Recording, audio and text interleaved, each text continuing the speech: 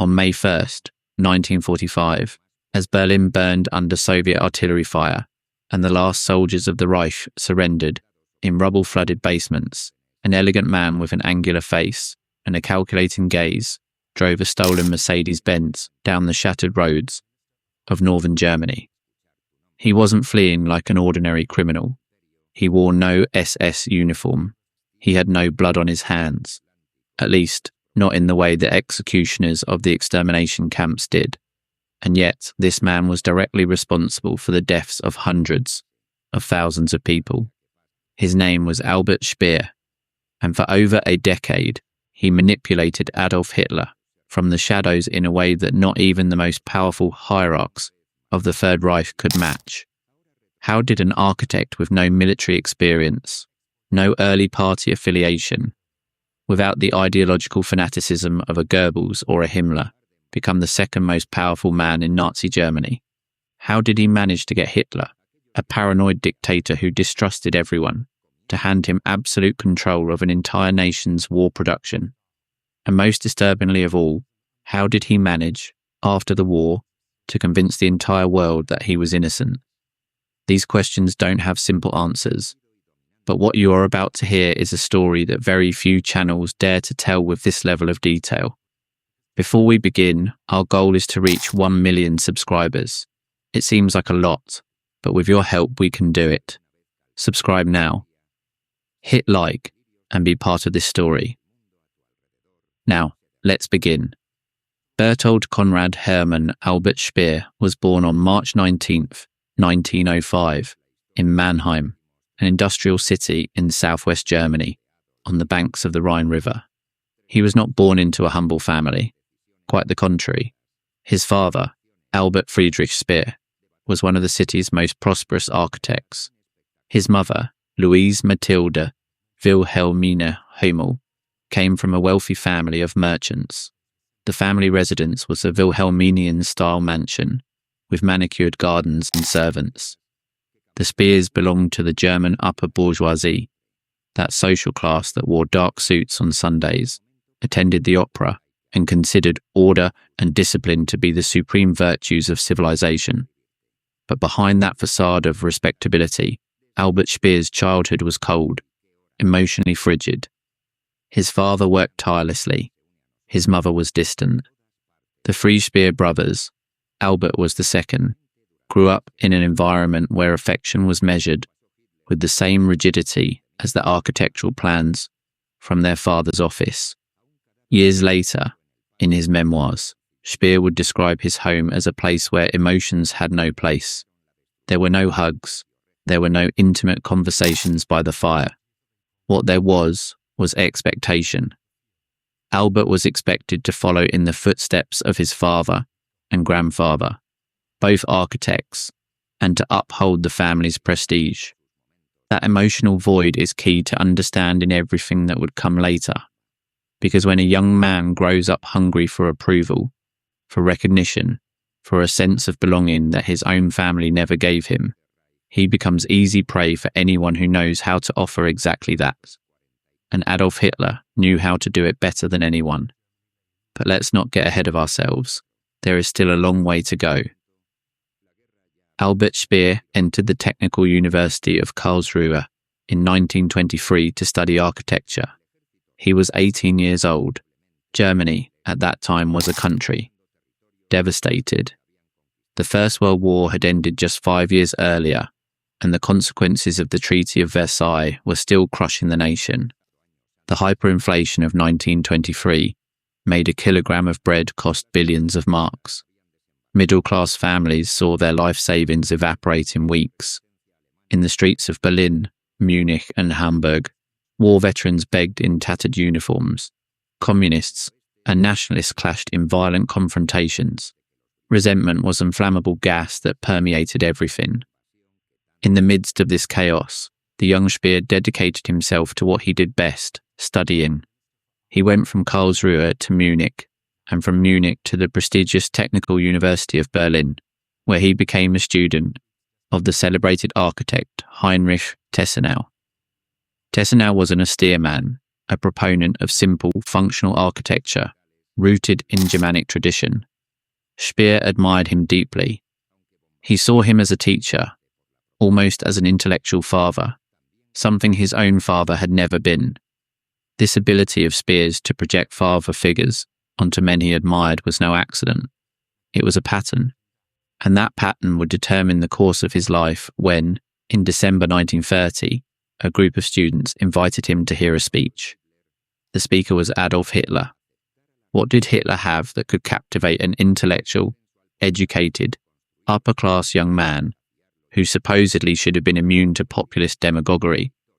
The answer is more disturbing than it seems. Albert Speer attended that rally in a Berlin beer hall without any political conviction. He was not a communist. He was not a social democrat. He was not a nationalist. He was, in his own words, politically naive. But what he saw that night changed everything. If you had access to someone like Adolf Hitler, would you try to influence him for good, or would you use that power for your own ends? Where do you draw the line between influence and manipulation? Let me know your opinion in the comments. Hitler did not speak like the politicians Speer had heard before. He did not shout. He did not pound the table. He did not use the strident tone that would characterize his later speeches. That night, in front of an audience of students and professionals, Hitler spoke in a measured, almost seductive voice. He presented a vision of a reborn Germany, of architectural greatness, of a people united by a common destiny. He spoke of building, of edifying, of erecting monuments that would last 1,000 years. For a young architect who was looking for meaning, who was looking for a purpose greater than designing bourgeois houses in Mannheim, those words were like an electric shock. Speer did not join the National Socialist Party that night, but he did so shortly after, on March 1st, 1931, with membership number 474481. He did not join out of anti-Semitism. He did not join out of hatred. He joined, as he would say decades later, because Hitler offered him something no one else had, the promise that architecture could change the world. That was the first lie Speer told himself. It would not be the last. Now, how did one more party member, a young, unknown architect, go on to become Adolf Hitler's personal favourite? The answer has to do with something few historians mention with enough emphasis: the power of scenic design. In 1933, shortly after Hitler was appointed Chancellor, the party needed to organise the first major NSDAP Congress in Nuremberg. Joseph Goebbels, the Minister of Propaganda, was looking for someone who could design an imposing stage for the event. The party's official architect, Paul Ludwig Troost, was busy with other projects. Someone recommended Speer. What Speer created was, from a technical point of view, a masterpiece of visual manipulation. He designed a monumental stage, enormous red flags, with the swastika, columns of light created by anti-aircraft searchlights, pointing at the night sky, what would later be known as the Cathedral of Light, Lichtturm, symmetrical tribunes that made each participant feel part of a colossal organism. The effect was hypnotic, thousands of people marching in perfect formation, under columns of light that were lost in the darkness of the sky. It was as if the party had summoned cosmic forces. Hitler was fascinated. That is not an exaggeration. He was literally fascinated. Because Hitler was not just a politician. He was a frustrated artist. He had been rejected twice by the Vienna Academy of Fine Arts. He dreamed of being an architect. He drew buildings compulsively. And suddenly, before him, was a young man who could materialize his megalomaniacal fantasies in stone, steel, and light. From that 1933 Congress, the relationship between Hitler and Speer ceased to be that of a leader and a subordinate. It became something much more complex, something almost symbiotic. But what did that mean in practice? What real power did Hitler give Speer? And how did Speer use that power to manipulate the most dangerous dictator of the 20th century? To understand that, we need to talk about what happened between 1934 and 1942. And what happened in those years is so revealing that it completely changes the way we understand the inner workings of the Third Reich. In January 1934, Paul Ludwig Troost, Hitler's favourite architect until that moment, died of pneumonia. His death left a huge void. Hitler not only lost a competent professional, he lost the only person with whom he could discuss for hours about cornices, golden ratios, and the ideal diameter of a dome. For Hitler, architecture was not a pastime, it was an obsession, a psychological need. He conceived of buildings as the physical expression of power, and firmly believed that civilizations were measured by their monuments. Rome had the Colosseum, Greece had the Parthenon. The Germany of the Third Reich needed something bigger than both. Albert Speer, who was just 28 years old, offered to fill that void, and Hitler accepted with an enthusiasm that surprised the entire inner circle of power. From that moment on, Speer had direct access to the Führer, not through secretaries, not through intermediaries, direct access. He could call the Reich Chancellery and be connected immediately. He could show up at the Berghof, Hitler's mountain residence in the Bavarian Alps, without an appointment. He could sit next to Hitler for hours, unfolding plans on the table while the dictator pointed with his finger and murmured, "Bigger, bigger." No other civilian in Nazi Germany ever had that level of proximity. Not Goebbels, who controlled the entire propaganda machine. Not Göring, who commanded the Luftwaffe and accumulated titles like a stamp collector. Not even Himmler, the head of the SS, whose name made millions tremble. All of them had to request audiences, wait their turn, compete for the Führer's attention in a deliberately chaotic system where Hitler fostered rivalry among his subordinates to maintain control. Speer did not need to compete. Hitler sought him out. Why? What made a suspicious, manipulative dictator, surrounded by professional sycophants, blindly trust a young and relatively inexperienced architect? The answer lies in something psychologists call narcissistic transference. Hitler saw in Speer an improved version of himself, the artist he could never be, the architect he would have been if the Vienna Academy had not rejected him. Speer was educated, refined, competent, everything Hitler wanted to be and was not.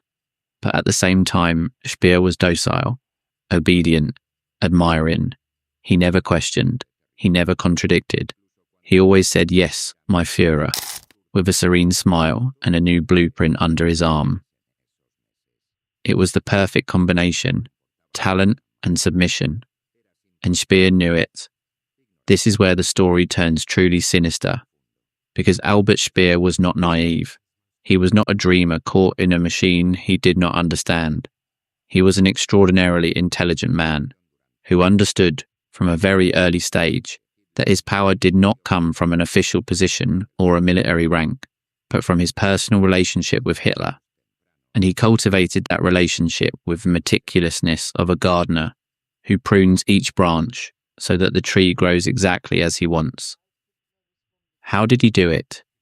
First, he learned to speak Hitler's language, not German, the emotional language. Hitler thought in images, in grandiose scenes, in cinematic panoramas of endless parades, marble avenues, and domes that eclipse the sky. Speer learned to present his ideas not as technical projects, but as visions. When he showed a plan to Hitler, he didn't talk about costs or structural engineering. He talked about the impression it will make on future generations. He talked about how this will look in 1,000 years, when only the ruins remain. In fact, Speer developed a theory he called the theory of ruin value, ruin invert theory.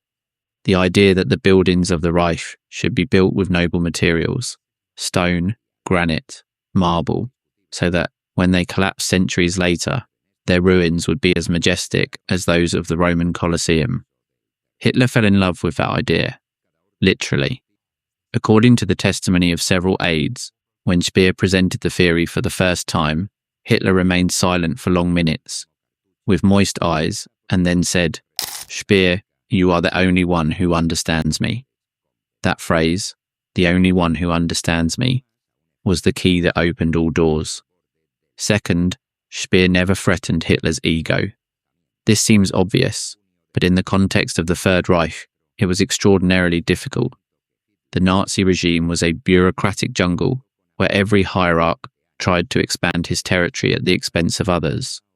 Goering accumulated ministries. Himmler expanded the SS until it became a state within a state. Goebbels fought to control not only propaganda, but also culture, cinema, the press. Bormann, Hitler's secretary, wove intrigues from the shadows to isolate the Führer from any influence that was not his own. In that environment of sharks, Speer presented himself as a dolphin, friendly, harmless, only interested in building beautiful things for the Führer. He did not want political territory. He did not want military power. He did not want to control the secret police. He only wanted stone, steel, and a budget.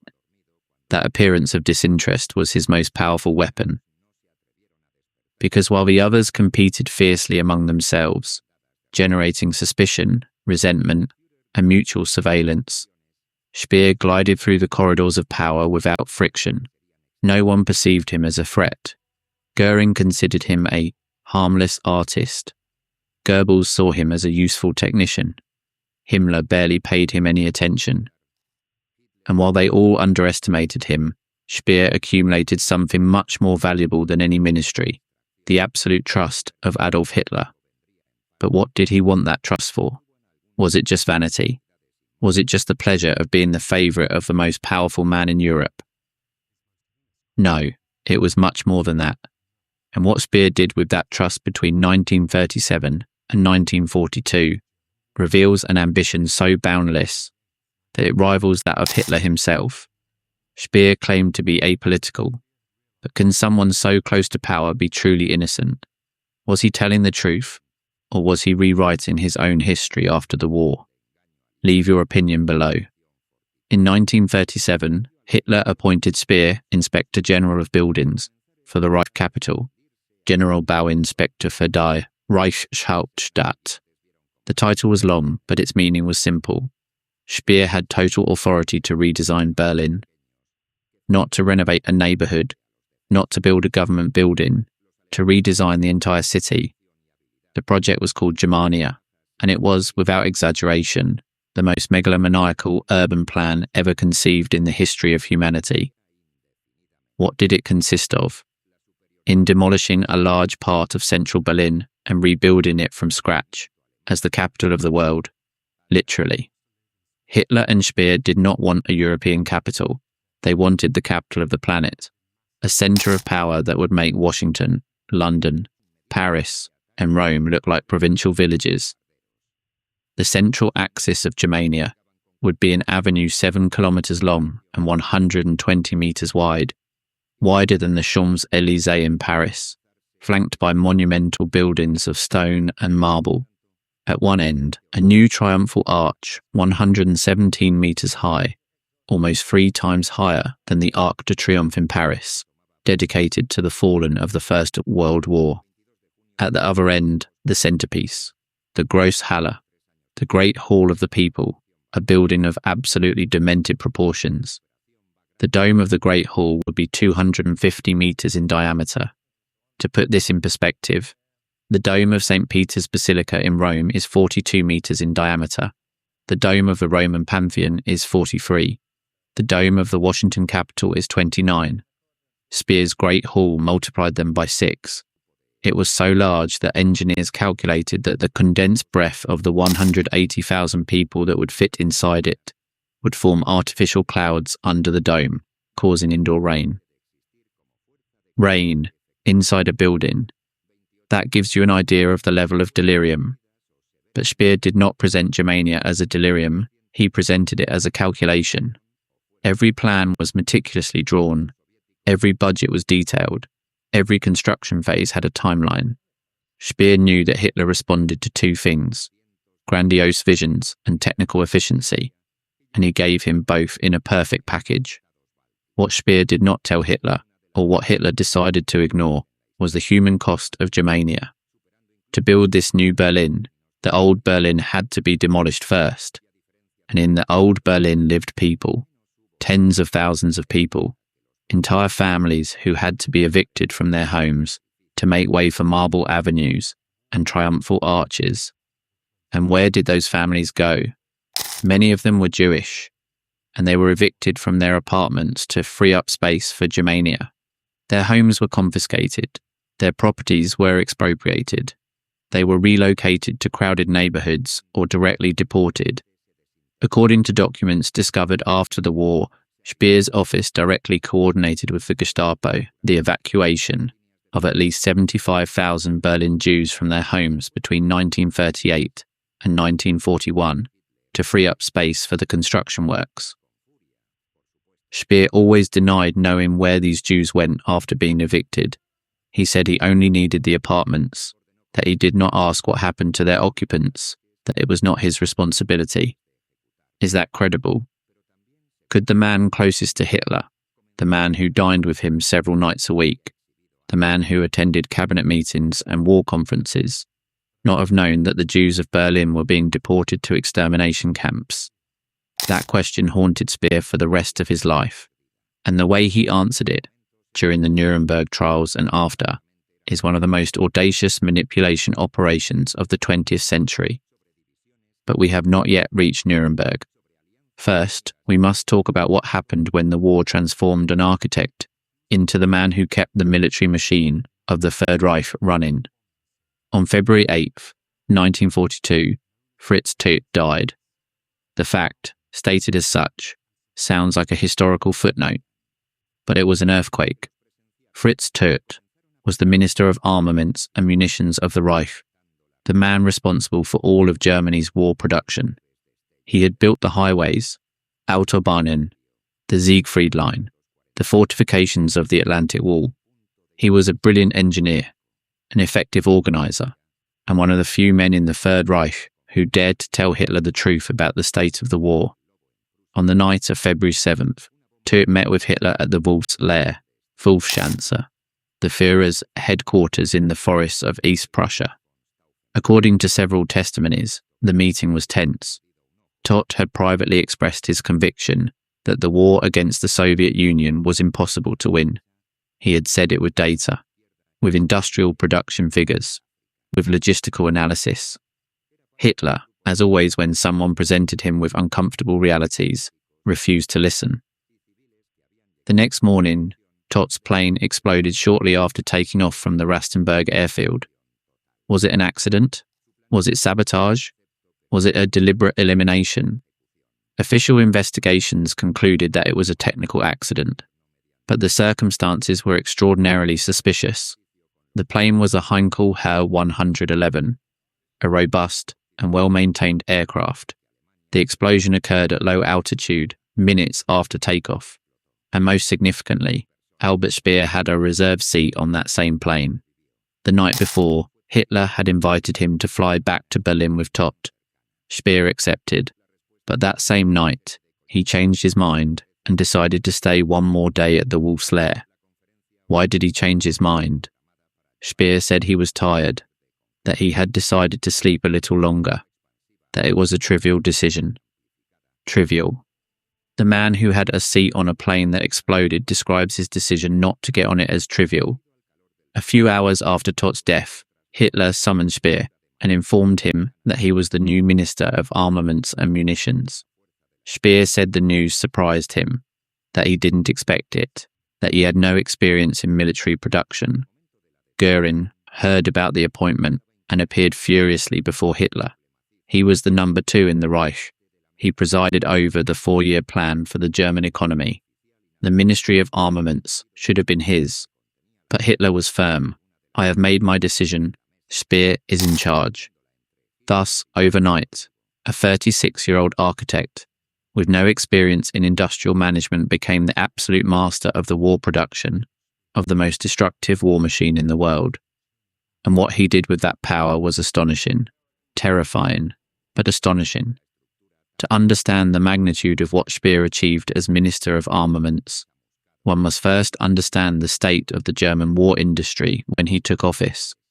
In February 1942, Germany was losing the production war, not the military war, Not yet, but the Industrial War. The Soviet Union, despite having lost enormous territories, had moved its factories to the east of the Urals and was producing T-34 tanks at a rate that left German analysts speechless. The United States, which had entered the war just 2 months earlier after the attack on Pearl Harbor, was turning its colossal industrial capacity into an unprecedented armament factory. In 1942, American factories would produce 47,000 airplanes. In 1943, that figure would almost double to 86,000. What do you think of the content? Do you like this type of video? Then comment with the phrase, "I want more stories." This will encourage us to bring more historical topics and also help with the video's engagement. Okay? Also, don't forget to subscribe to the channel, activate the bell, and leave your like so that YouTube continues to recommend our videos to you. Germany, on the other hand, was producing fewer than 15,000 airplanes a year, and its factories were organized in a chaotic, irrational manner that reflected the very structure of the Nazi regime. Each ministry, each military branch, each hierarch had his own industrial fiefdom. The Luftwaffe controlled its own aircraft factories. The army controlled its tank factories. The navy controlled its shipyards. The SS had its own industrial enterprises. And they all competed with each other for the same raw materials, the same workers, and the same machine tools. It was a logistical disaster. Speer reorganized everything. In a matter of months, with a combination of personal charm, delegated authority from Hitler, and a genuinely exceptional organizational capacity, Speer created a centralized production system that eliminated redundancies, standardized components, and empowered factory managers to make decisions without waiting for bureaucratic approval from Berlin.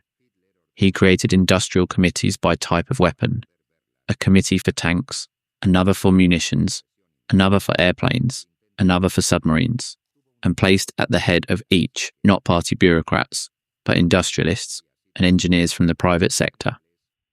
The results were spectacular. Tank production tripled between 1942 and 1944. Munitions production quadrupled. Combat aircraft production quintupled.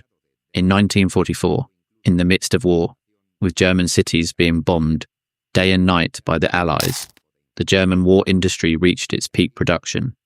More tanks, more airplanes, more cannons, more submarines than at any other time during the war. These figures are, from a purely technical point of view, an extraordinary achievement of industrial management. But behind each figure, there is a story of horror. Because Speer did not achieve that productive miracle with managerial efficiency alone, he achieved it with slaves. By mid-1942, the German war economy faced a devastating labour crisis. Millions of German men were at the front. The factories needed workers. Where to get them? The answer was provided by Fritz Sauckel, the plenipotentiary general for labour deployment, a mid-level old Nazi whom Hitler tasked with recruiting workers for the factories of the Reich.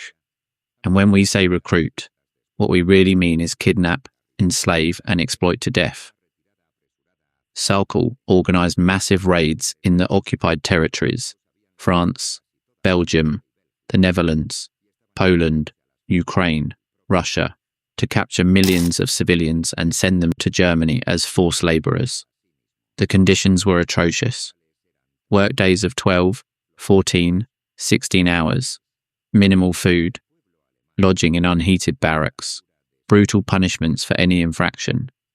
But Sauckel's workers were not enough, and this is where the story becomes truly dark.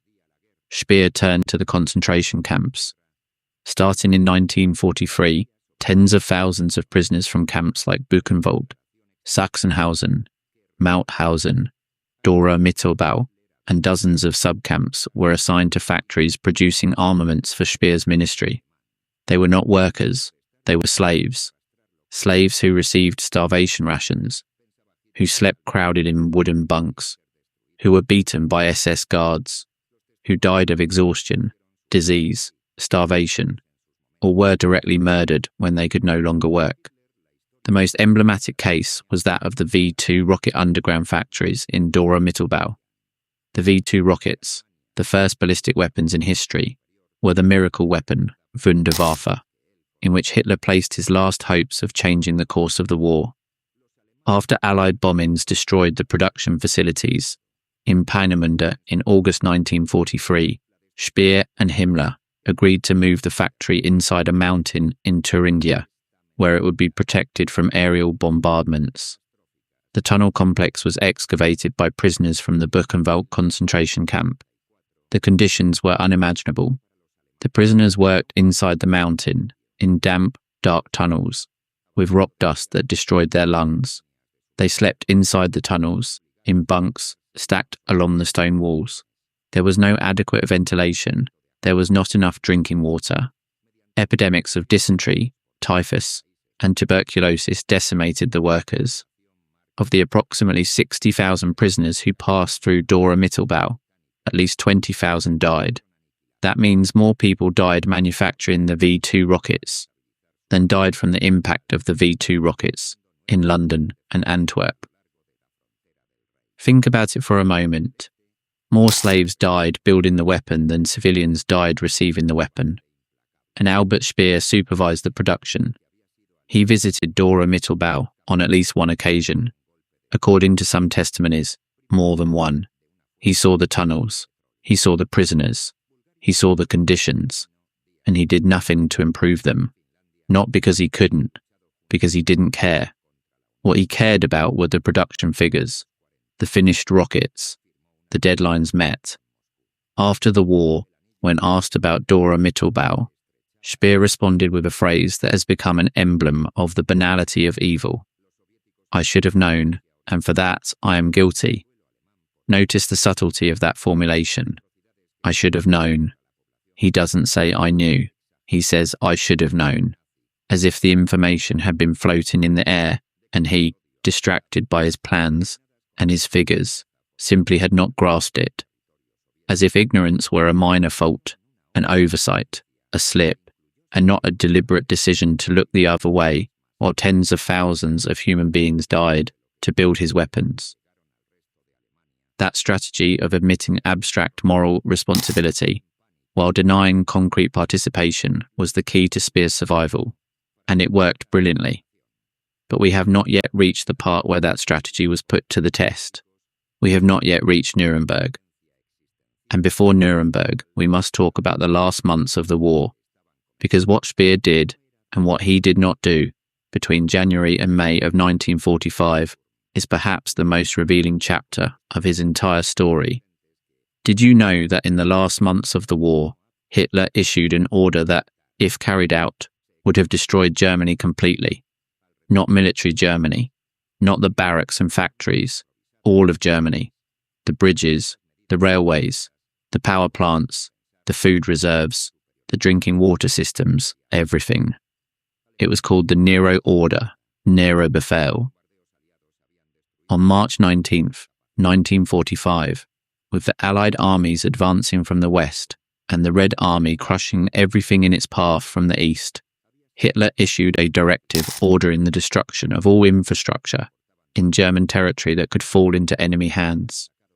The logic was simple and demented. If Germany lost the war, then the German people did not deserve to survive. If the war is lost, Hitler told Speer, the nation will also perish. It is not necessary to worry about what the German people will need for their most basic survival. On the contrary, it is better to destroy even these things, because the nation has proven to be the weaker, and the future belongs exclusively to the stronger Eastern nation. The stronger Eastern nation. He was referring to the Soviets. Hitler was saying that if the Germans could not win the war, they deserved to be erased from history, and that the Soviet Union was superior for having defeated them. It was social Darwinism taken to its most extreme conclusion. The creator of the Reich, in his final hour, decreeing the annihilation of the people he supposedly loved. Speer, according to his own account, and this is a crucial point, opposed the Nero Order.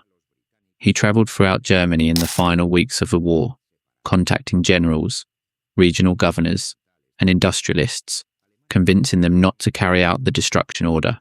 In some cases, he directly ordered that factories be deactivated but not destroyed, so that they could be put back into operation after the war. In other cases, he subtly sabotaged the compliance with the order by delaying communications or providing ambiguous instructions. Was Speer a hero? Did he save Germany from total destruction? Some historians say yes. That his partial disobedience to the Nero order preserved vital infrastructure that allowed for post-war reconstruction. Others are much more skeptical. They point out that by March 1945, the Reich's chain of command was so disintegrated that the Nero order could hardly have been carried out anyway. They point out that many generals were already ignoring Hitler's orders on their own, without needing Speer to convince them. And they point out quite rightly that Speer's narrative as the Nazi who rebelled at the end was extraordinarily convenient for his defense at Nuremberg. Because that is exactly what Speer did in Nuremberg. He constructed a story, a narrative, the narrative of a decent man trapped in an evil system, a technician who was just doing his job, a professional who did not find out about the horrors until it was too late. And when he found out, too late, always too late, he tried to oppose it. It was a perfect story. It had a narrative arc, internal conflict, partial redemption. It was the kind of story that a tribunal composed of judges from victorious nations could accept, and they accepted it. The Nuremberg trials began on November 20th, 1945, in the Palace of Justice of the city that had once hosted the grandest congresses of the Nazi Party. The irony was deliberate. 21 hierarchs of the Third Reich sat in the dock, facing charges of war crimes, crimes against humanity, crimes against peace, and conspiracy. Among them was Hermann Göring, his uniform stripped of medals, still arrogant, still defiant. There was Rudolf Hess, Hitler's deputy, lost in a world of delusion and selective amnesia. There was Joachim von Ribbentrop, the foreign minister, trembling and pathetic. There was Julius Streicher, the editor of the anti-Semitic newspaper Der Stürmer, repugnant even in the dock.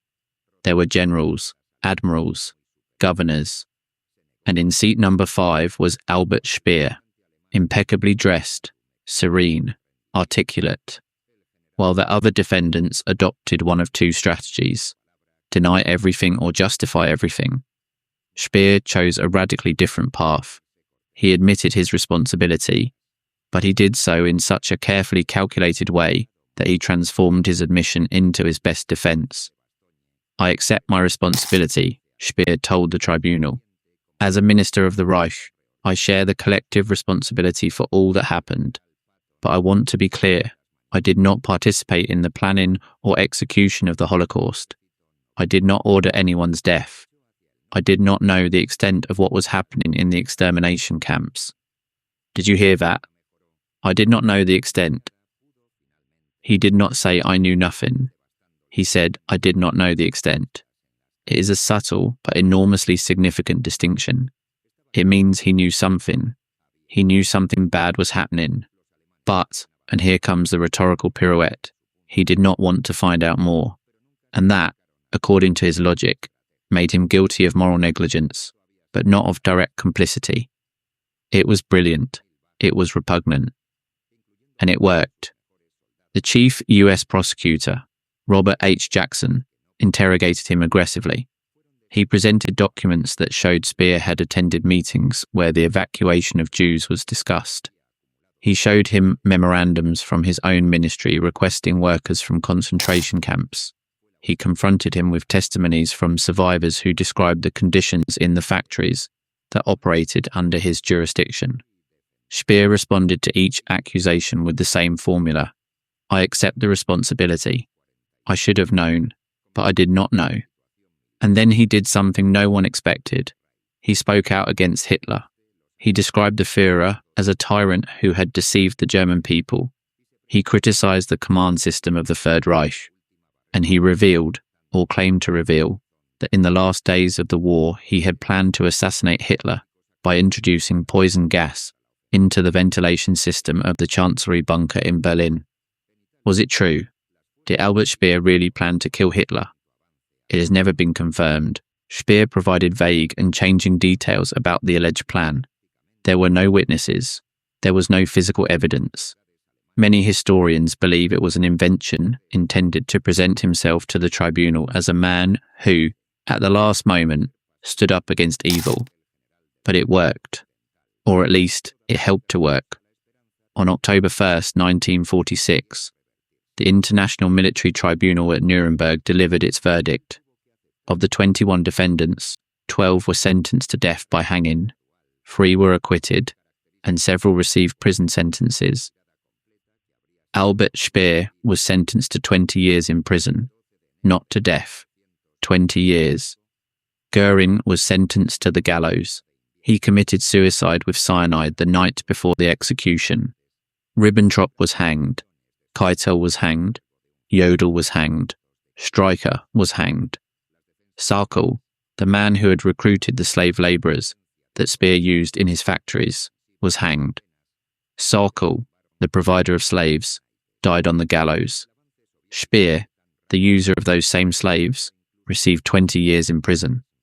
The difference between the rope and the cell was, in large part, Speer's performance in court, his calibrated admission of guilt, his expression of remorse, his distancing from Nazi ideology, his willingness to condemn Hitler when the other defendants still paid him allegiance.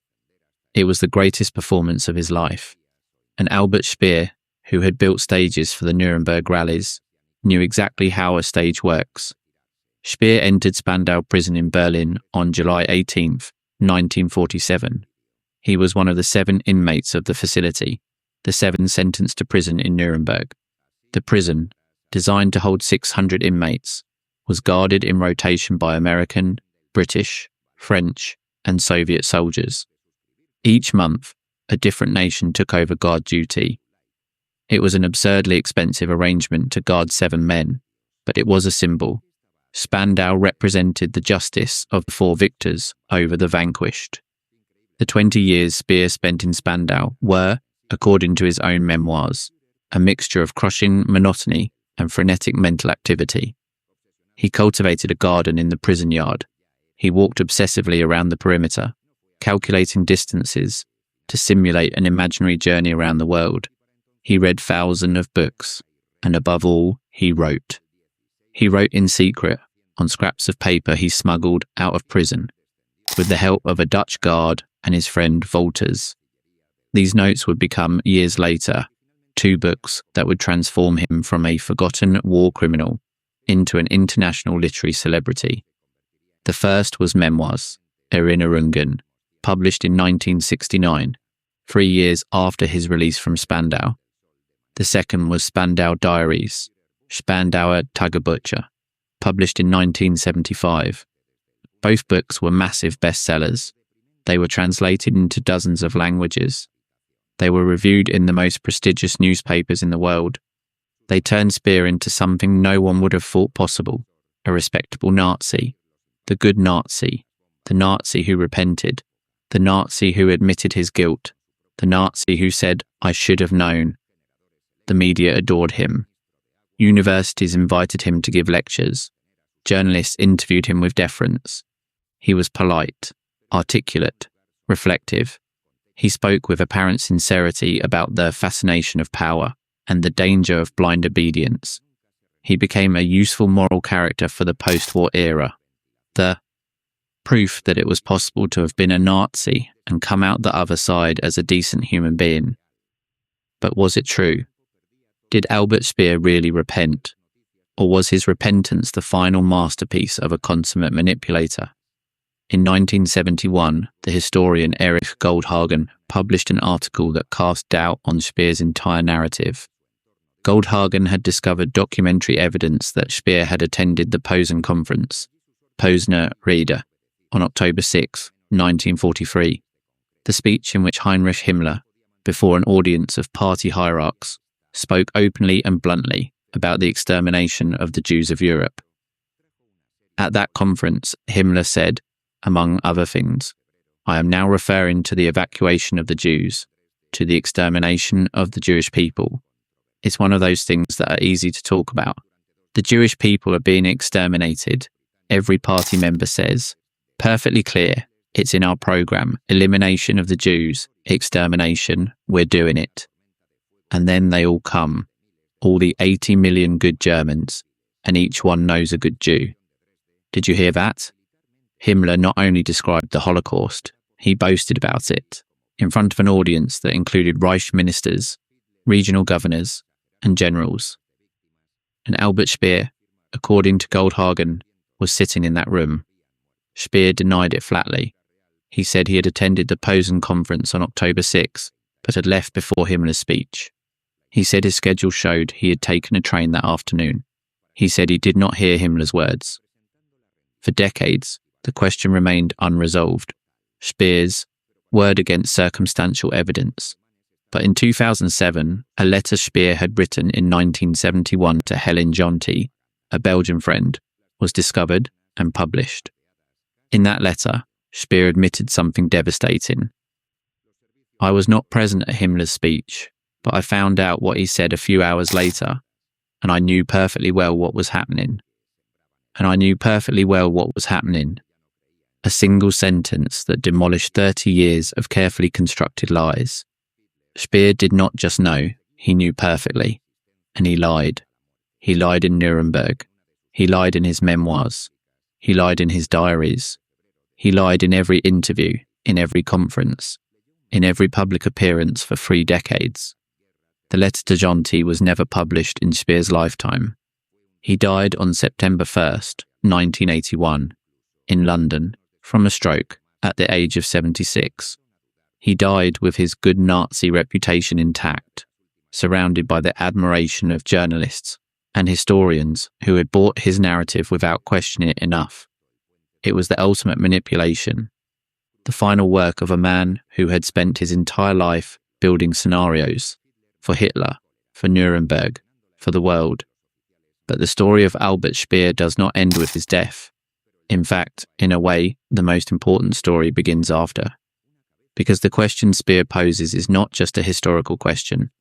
It is a moral question that remains urgent today.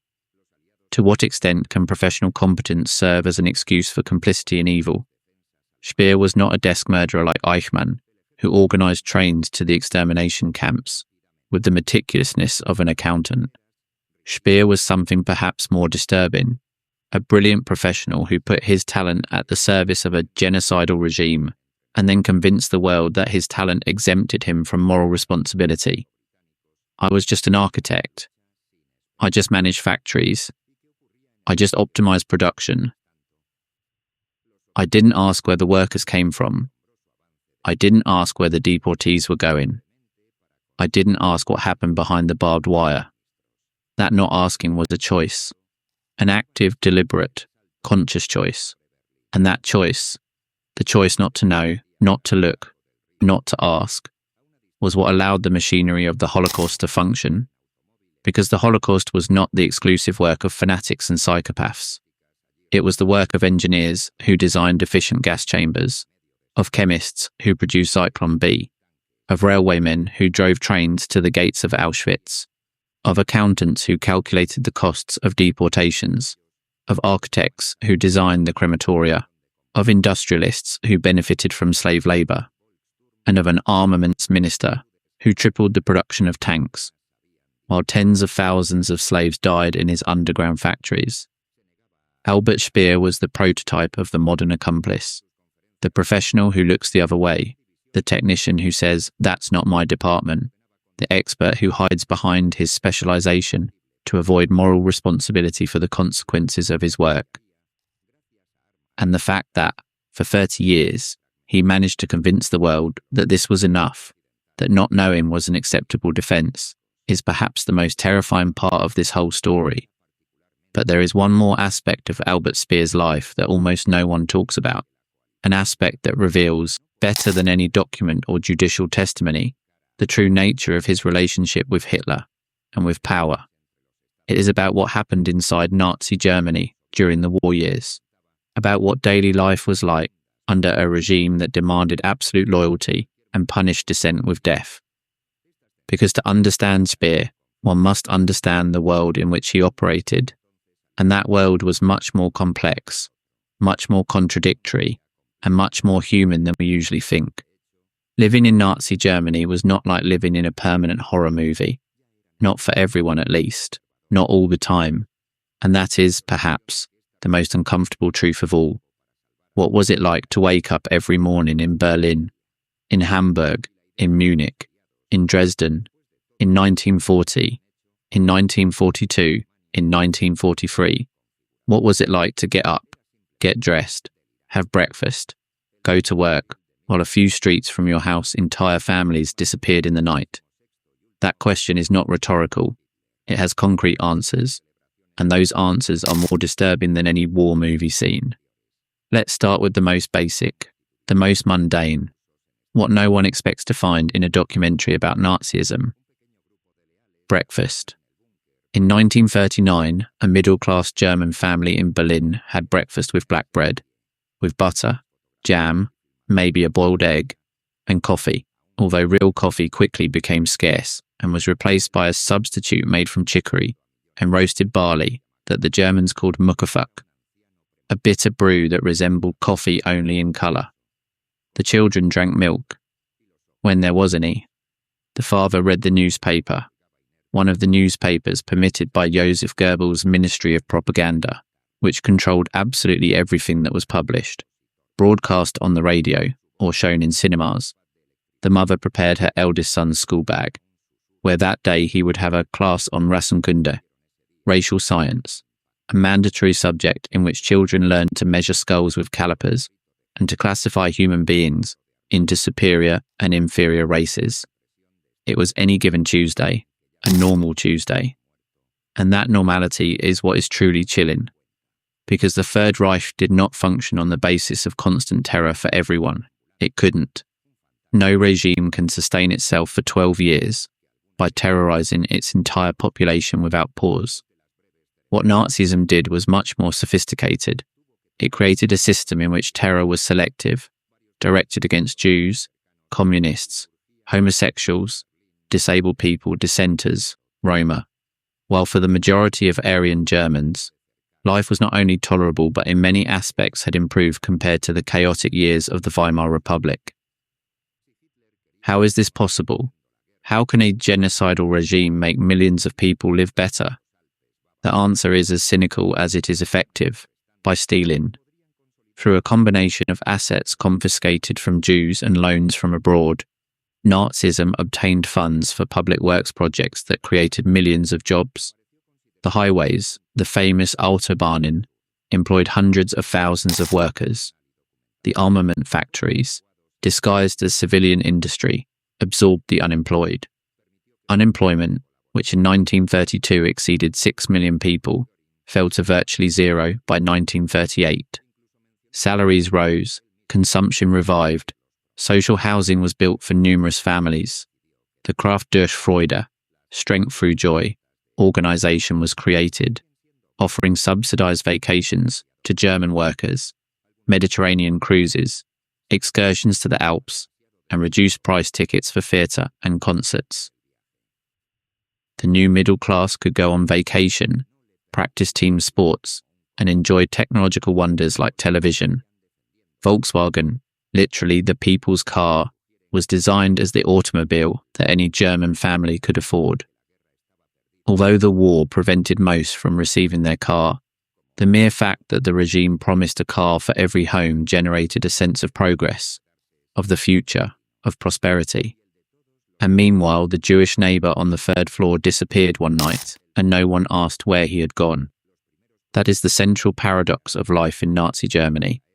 And that paradox explains why millions of Germans supported the regime, or at least did not oppose it. Not because they were all monsters, not because they were all fanatical anti-Semites, but because the regime offered them something that the Weimar democracy had not been able to give them: security, employment, and order.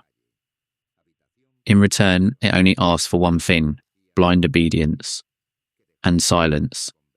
But how is the silence of an entire nation constructed? How do you get 65 million people to learn not to see, not to hear, not to ask. The answer has three names: propaganda, surveillance, and indoctrination. Let's start with propaganda, because without it, none of the rest would have been possible. Joseph Goebbels, the Reich's Minister of Propaganda, was a small, lame man, with a sharp face and a venomous intelligence. He controlled all German media, newspapers, magazines, radio, cinema, theatre, music, literature, visual arts. Nothing was published in Germany without his approval. Nothing was broadcast on the radio without his supervision. Nothing was shown in a cinema without his ministry having reviewed it frame by frame. The media only showed what the Ministry of Propaganda allowed, and cinemas, radio, and the press were converted into tools of manipulation. But Goebbels didn't just censor. He created. He produced content on an industrial scale, newsreels, Wochenschau, that were shown before every film in every cinema in Germany, showing victorious armies, factories in full production, blonde children playing in sunny fields, and the Führer greeting ecstatic crowds. Fictional films that reinforced the regime's values, sacrifice, loyalty, racial purity, without needing to explicitly mention the party. Radio programs that combined popular music with political speeches in a mix designed to make indoctrination as natural as breathing. And to make sure everyone listened, the regime produced a cheap radio receiver called Volksempfänger, the People's Receiver, which was sold for 76 marks, a price accessible to almost any family. By 1939, 70% of German households had a radio. It was the highest percentage in the world. Listening to Hitler's speeches was mandatory. All schools suspended classes to tune into the radio on the official band, and the loudspeakers in all factories and offices reproduced the speech. There was no escape. You could not listen. The Führer's voice reached you in the classroom, in the factory, in the office, at the corner cafe, in the town square. And after the speech, students debated its content in the classrooms. The workers discussed it in the canteens. The families discussed it, carefully, very carefully, at the dinner table, because the second tool of control was always listening. The word still sends shivers down the spine. And yet, the reality of the Gestapo was different from what most people imagine. It was not an all-powerful organisation with agents on every corner. Throughout Germany, the Gestapo had approximately 32,000 officials to monitor a population of more than 65 million people. That is one agent for every 2,000 citizens, insufficient for total surveillance. So how did it work? With denunciations from neighbours, co-workers, acquaintances, family members. The Gestapo did not need to spy on everyone because the Germans spied on each other. An imprudent word in a shop, a joke about Hitler in a beer hall, a complaint about rationing in the bread line. Any of these things could be reported by someone who overheard, and the Gestapo acted. The distrust was such that even children were indoctrinated to report on their parents if they said anything un-German. Think about it. Your own son, your 10-year-old daughter, trained at school to detect unpatriotic comments and report them to her teacher, who in turn reported them to the local party leader, who in turn reported them to the Gestapo. How do you talk in your own home knowing that? How do you express a doubt, a fear, a criticism, when you don't know if the person sitting across the table will repeat your words? You don't talk. You keep quiet. You learn to measure every syllable. You learn that silence is survival. A seemingly innocent custom like writing a diary could be lethal.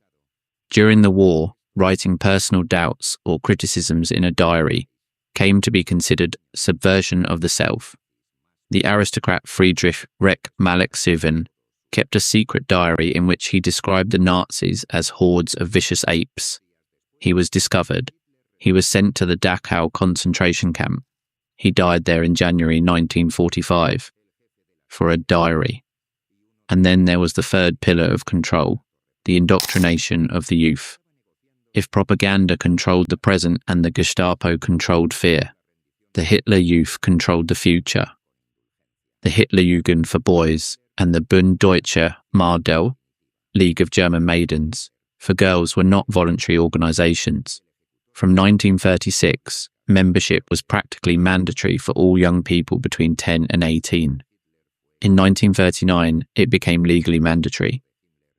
German families saw their children absorbed by the Hitler Youth, where from a young age they learned discipline, fanaticism, and loyalty to the Führer. The boys marched, sang hymns, did exercises, learned to shoot, studied racial science, and swore allegiance to Hitler with a raised hand. The girls learned to be mothers, home economics, childcare, first aid, gymnastics, all aimed at preparing their bodies for motherhood and their minds for submission. Official parades and commemorations were incredibly crowded, and it was expected that all families would attend dressed in their best clothes. The Nazi rallies, especially when Hitler was in the city, became major social and family events. They were not just political acts, they were spectacles, music, banners, torches, uniforms, mass choreographies. For many young Germans, raised in the misery of the post-war era and the economic depression, the Hitler Youth offered something irresistible: belonging, purpose, adventure. Summer camps, excursions, sports competitions, camaraderie. One mother who had been a teenager under Nazism confessed that she would sneak off to Hitler Youth meetings because they offered a lot of food, something her impoverished family could not provide. That's how it worked. Not just with terror, also with seduction. Nazism not only threatened you with what you would lose if you opposed it, it showed you what you would gain if you submitted. Food, work, vacations, a sense of community, a place in history, a clear enemy to blame for all your ills. And the price you paid without knowing it, or knowing it and looking the other way, was the humanity of your neighbours. But what about those who could not look away? What about those who saw, knew, and decided to act? The resistance in Nazi Germany existed, but it was scarce, fragmented, dangerously weak, and brutally punished. In silence, some civilians tried to resist. They hid Jews, sabotaged small tasks, or disseminated clandestine information, but they were the few. One of the most famous cases is that of the White Rose, Die Weiße Rose, a group of students from the University of Munich led by the siblings Hans and Sophie Scholl. Between June 1942 and February 1943, they distributed 6 clandestine pamphlets, denouncing the crimes of the Nazi regime and calling for passive resistance. The texts were extraordinarily brave. One of them read, "Are you not ashamed to belong to such a cowardly nation? Who among you has any idea of the dimension of the shame that will befall us and our children when one day the veil is lifted and the most horrible crimes that infinitely exceed all human measure are revealed?" They were discovered on February 18, 1943, by a university janitor who saw them throwing pamphlets from a balcony. They were arrested, interrogated by the Gestapo, and tried by the People's Court, Volksgerichtshof, presided over by Judge Roland Freisler, a man known for shouting at and humiliating defendants before sentencing them to death. Hans and Sophie Scholl were guillotined on February 22, 1943, 4 days after their arrest. Sophie was 21. That was the speed of justice in the Third Reich, from arrest to execution in 4 days. And that was the message: to resist is to die. But there is another aspect of daily life under Nazism that we need to talk about, because it connects directly with the story of Albert Speer and with the central question of this video: how was it possible that so many people participated in a system of mass destruction without feeling responsible? The answer lies in a concept that post-war Germans coined with a linguistic precision that only the German language allows: Gleichschaltung.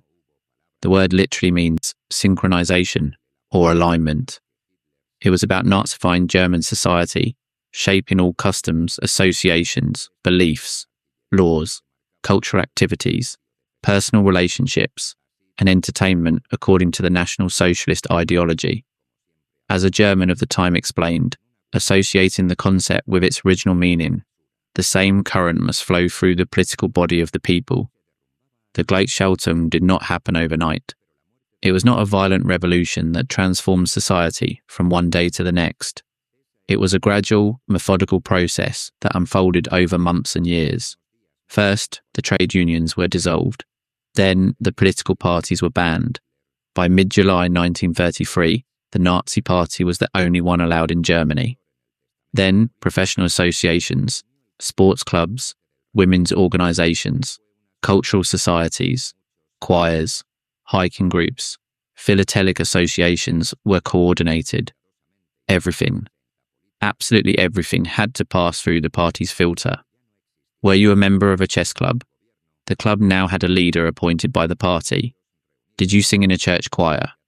The repertoire had to include approved patriotic songs.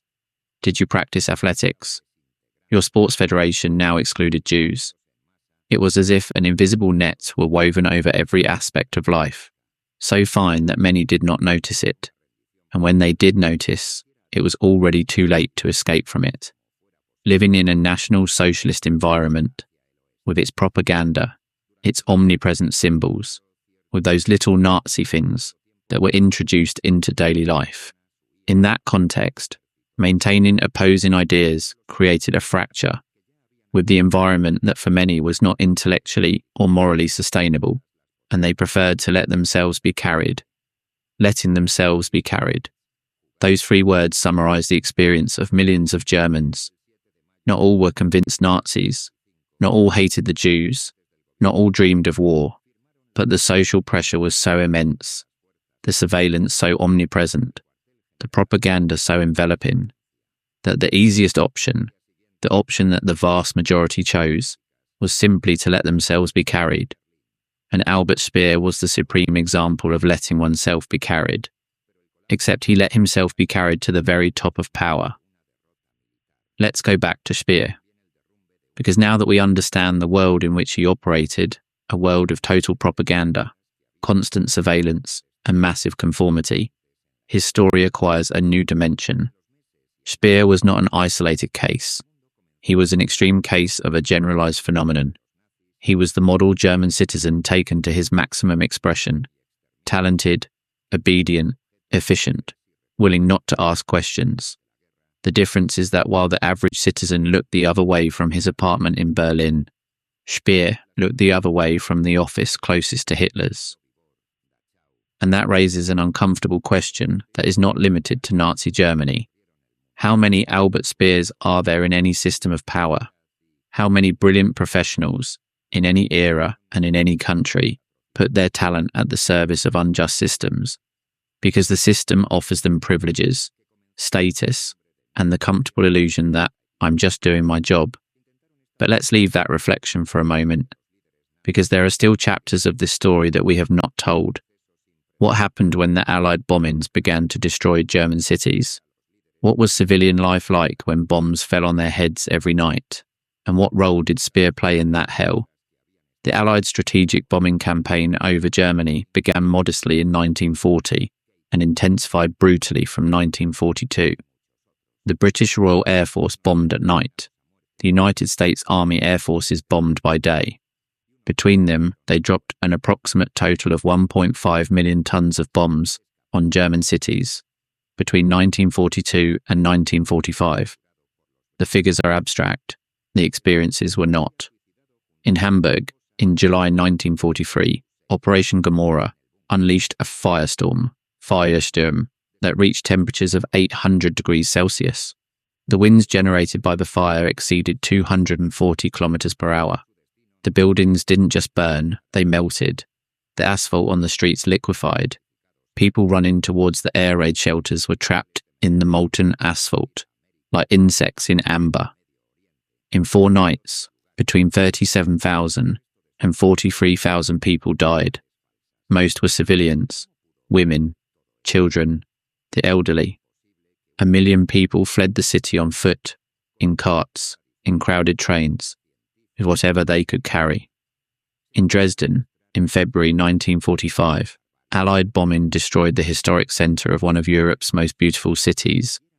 Victim estimates vary enormously, from 22,700, according to the most rigorous historians, to much higher figures from less reliable sources. But what is indisputable is that the devastation was apocalyptic. Baroque churches, museums, palaces, hospitals, all reduced to rubble and ashes.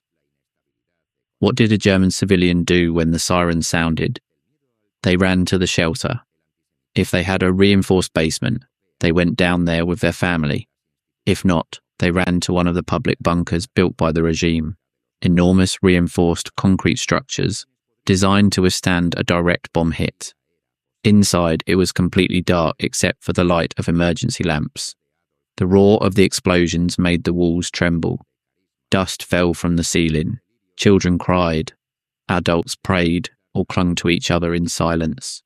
And when the sirens announced the all clear and the families came up to the surface, they sometimes found that their street no longer existed, that their house was a smoking crater, that their neighbours were dead under the rubble. Society had to keep living despite the dairies that disguised food shortages, the husbands going to the front lines, and the wives and children working in factories or escaping to the countryside. And here Speer comes in again, because it was he, as Minister of Armaments, who organised the reconstruction of the bombed factories. It was he who moved production to underground factories, like Dora Mittelbau, to protect it from the bombings. It was he who demanded more forced labourers to replace those who died. And it was he who, with figures and graphs, demonstrated to Hitler every month that production continued to increase despite the bombings. Speer presented these figures as a triumph of German organisation, as proof that Germany could withstand anything, and Hitler used them to justify the continuation of a war that was already lost. Each month the war was prolonged meant more bombed cities, more dead civilians, more soldiers sent to a front where there was no longer hope, and more dead slaves in Speer's underground factories. Speer's productive miracle prolonged the war by at least a year of additional bombings on German cities, a year of additional Holocaust, a year of additional combat on the eastern and western fronts, hundreds of thousands of deaths that would not have occurred if the German war machine had collapsed earlier. That is the real cost of Albert Speer's talent. It is not production figures, it is corpses. But how did the officials of the Nazi regime themselves live while all this was happening? What was the day-to-day life of the people who administered the machinery of terror? The answer is one of the most disturbing truths of the entire Second World War. They lived well, extraordinarily well. The SS officers who administered the concentration camps did not live in wooden barracks like their prisoners. They lived in comfortable villas with gardens, balconies, and views of the forest. In 8 attractive, solidly built villas with wooden shutters and balconies, from which one could see a forest and a beautiful lake, lived the Nazi women who served as guards. The guards at Auschwitz had a canteen, a cinema, and a theatre with regular performances. There was a sports club, and dances were organised. One of them described, "The main camp at Auschwitz was like a small town. It had its rumours. It had a green grocer where you could buy for stew. There was a canteen, a cinema, and a theatre with regular performances. There was even a sports club, of which I was a member, and dances. All fun and entertainment. Fun and entertainment in Auschwitz. Meters from the gas chambers, meters from the crematoria, meters from the barracks where millions of human beings died of hunger, disease, and exhaustion. The administrators of horror ate well, drank beer, watched movies, and danced on Saturday nights. And the next day they returned to their job of managing extermination with the bureaucratic efficiency that the Reich demanded. That is what Hannah Arendt called the banality of evil.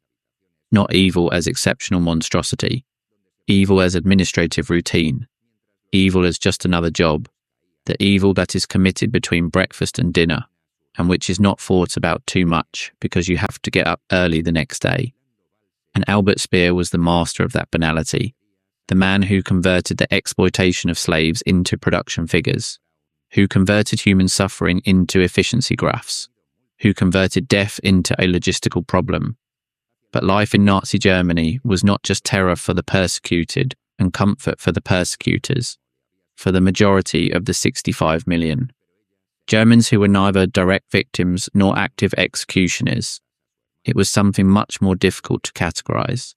It was a life of daily moral ambiguity. How did a German housewife react when she saw that her Jewish neighbour's shop had its windows broken and a Star of David painted on the door? The general population, although often not directly participating in the regime's crimes, was a witness to daily anti-Semitism, shops marked with the Star of David, burning synagogues, neighbours arrested at dawn. Many looked the other way out of a fear, conformity, or genuine ideological conviction. Some felt uncomfortable, some felt relief, less competition for my business. Some felt shame but did nothing. Some felt nothing at all. They had been so effectively indoctrinated that the persecution of the Jews seemed natural, necessary, just to them. And a few, a very few, felt anger and acted. A participant in a testimony program revealed that her grandmother cleaned houses for Jewish residents, and when she was not allowed to work for them, she lost all her income. Her family often went hungry and did not know how they would survive. That grandmother was not Jewish. She was not a political dissident. She was a cleaning lady who worked for Jewish families. And when the regime prohibited that labour relationship, the cleaning lady lost her livelihood and the Jewish family lost a daily service. The Nazi system destroyed lives at all levels, even the most banal. Let's talk about women now, because the role of women in Nazi Germany is one of the most complex and least understood aspects of this story. The regime had a very clear vision of the female role. Kinder, Küche, Kirche, children, kitchen, church. Women were relegated to a role of mothers in the service of the nation, rewarded if they had many Aryan children. The Nazi ideal of a woman was a prolific, blonde mother, without makeup, dressed in a dirndl, the traditional German dress, with her hair in braids. Getting a perm was punished by having one's head shaved, as young women were supposed to wear 2 blonde braids on each side, or a crown of braids called a Gretchen. For each child, state aid was granted in the form of tax reductions and partial forgiveness of marriage loans. Mothers who had 4 or more children received the Honour Cross of the German mother, bronze for 4 children, silver for 6, gold for 8 or more. It was a decoration that was worn with pride at public events. The state rewarded fertility as if it were a military service. But the war changed everything. When millions of men were sent to the front, women had to fill the jobs they left vacant. In armament factories, in post offices, in hospitals, in public transport, in agriculture. Nazi ideology said that a woman's place was in the home. The reality of war put her in the munitions factory. By 1943, millions of German women worked in the war industry under the supervision of Albert Speer's ministry. Not as slaves, that was reserved for the prisoners of the camps, but as civilian workers who completed exhausting shifts while trying to maintain their families with ever scarcer food rations, care for their children, survive the nightly bombings, and wait for letters from the front that arrived with less and less frequency. And when the letters stopped coming, it meant one of 2 things. Either the mail had been interrupted by the fighting, or the husband was dead. Millions of German women became war widows. Millions of children grew up without fathers. Millions of families disintegrated. And all this happened while the propaganda machine kept repeating that Germany was winning, that victory was imminent, that the sacrifices would be worth it. And the children, what was it like to be a child in Nazi Germany? Secondary education was divided into 2. The secondary school that offered a general education, whose objective was to prepare students for higher education, and the technical secondary school, focused on teaching practical skills. But the content of both was completely Nazified. Biology classes taught eugenics. History classes glorified the Germanic past and demonized the enemies of the Reich. Geography classes focused on the Lebensraum, the living space that Germany supposedly needed in Eastern Europe. Classes were frequently interrupted so that students could listen to important political speeches on the radio in the auditorium. Afterwards, they debated the content of the speech in their classrooms. For a child of 8, 10, 12, that was the world. They knew no other. They had not lived through the Weimar democracy. They did not remember a Germany without swastikas, without parades, without the extended arms salute. For them, Nazism was not an ideology. It was normality. It was the air they breathed. And that is perhaps the most terrifying thing of all, the ability of a totalitarian regime to define what is normal for an entire generation. In regions like Breslau, it was decreed that minors under 18 who went to a dance hall without adult company would go to a reformatory. Later, the law for the protection of minors prohibited minors from being on the street from the moment it got dark, and after 9 p.m. they could only go to the cinema, dance hall, or restaurants in the company of an adult. Absolute control, from the classrooms to the streets, from the radio to the bedroom. The Nazi regime penetrated all aspects of life. Education, religion, work, and even leisure were regulated by the state. Now then, we have talked about propaganda, surveillance, indoctrination, bombings, women, children, resistance. But there is a chapter that we have not yet addressed, and that is absolutely essential to understanding life in Nazi Germany and to understanding the role of Albert Speer in it. Let's talk about what the Germans knew, or more precisely, what the Germans could know if they wanted to know. Because the most debated question in the historiography of the Holocaust is not how it happened. That is documented with overwhelming precision. The question is, how much did the German population know? Did ordinary Germans know that the deported Jews were being exterminated in gas chambers? Or did they genuinely believe the official fiction that the deportees were being resettled in the East to work? The answer, like almost everything in this story, is uncomfortable. Most Germans knew something, not necessarily the details, not necessarily the gas chambers, the Zyklon B, the mass graves, the crematoria, but they knew that the Jews were being persecuted, deported, and that something terrible was happening to them. They knew it because they saw it with their own eyes. They saw how their Jewish neighbours were forced to wear the yellow star. They saw how their shops were boycotted and destroyed. They saw how entire families were forcibly removed from their homes and put on trucks or trains. They saw the empty apartments. They saw how the furniture of the deportees was auctioned publicly, yes, publicly, and bought by neighbours who needed a table or a shelf. In 1943, all concentration, ghetto, and extermination camps were operating at full capacity. Soldiers returning from the Eastern Front told stories, in a low voice, in private conversations, about mass shootings of Jews, about mass graves, about atrocities they had witnessed or heard about. The BBC broadcast reports about the Holocaust that could be picked up in Germany. Listening to the BBC was prohibited and punishable by prison, but many did so in secret. Did they know? Yes. They knew enough. Could they have known more? Yes, if they had wanted to know. But knowing meant having to decide, having to choose between acting and being silent. And acting meant risking everything: freedom, family, life. And being silent meant being complicit. Most chose to be silent, and to live with that choice for the rest of their days. Albert Speer chose to be silent from the very centre of power. And then, after the war, he transformed that silence into a narrative of innocent ignorance that convinced the world for 30 years. Let's go back now to the end of the war, because the last months of Nazi Germany were a hell that deserves to be told with the detail it rarely receives. In early 1945, the Reich was collapsing. The Red Army advanced from the east, crushing everything in its path. The Western Allies had crossed the Rhine in March.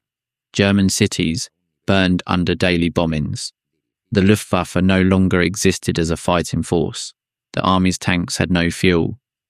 The soldiers, many of them teenagers of 15 and 16, torn from the classrooms and dressed in oversized uniforms, were sent to the front with a rifle and 2 clips of ammunition. Some didn't even have that. And the civilian population was trapped.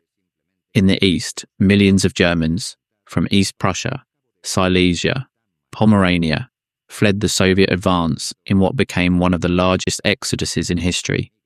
Endless columns of refugees, the elderly, women, children, walked on frozen roads in the middle of winter, dragging carts loaded with the little they had been able to save. Soviet planes strafed the columns, tanks crushed them. Those who did not die from bullets or crushing died of cold, hunger, exhaustion. The sinking of the Wilhelm Gustloff on January 30th, 1945, an evacuation ship torpedoed by a Soviet submarine in the Baltic Sea, killed more than 9,000 people, most of them civilian refugees.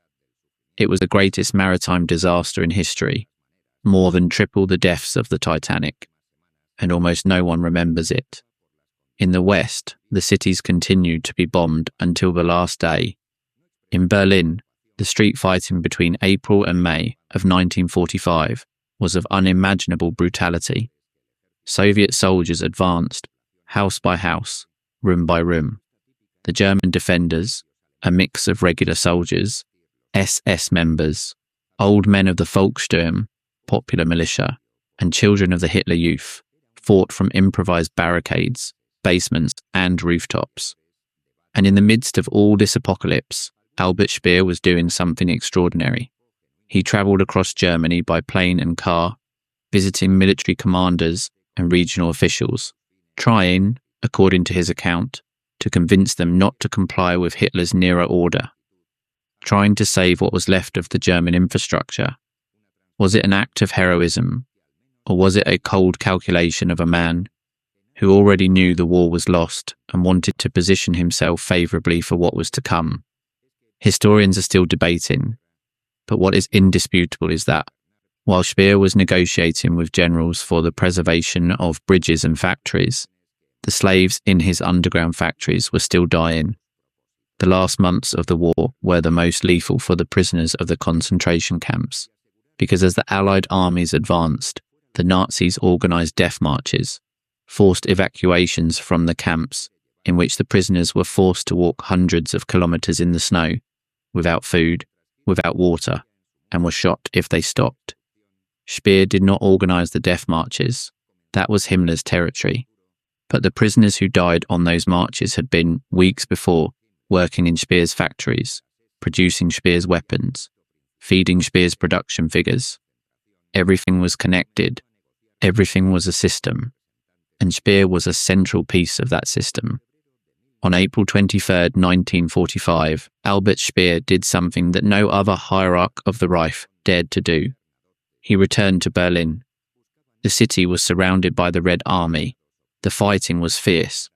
Getting to Berlin meant crossing combat lines, dodging artillery, and risking your life.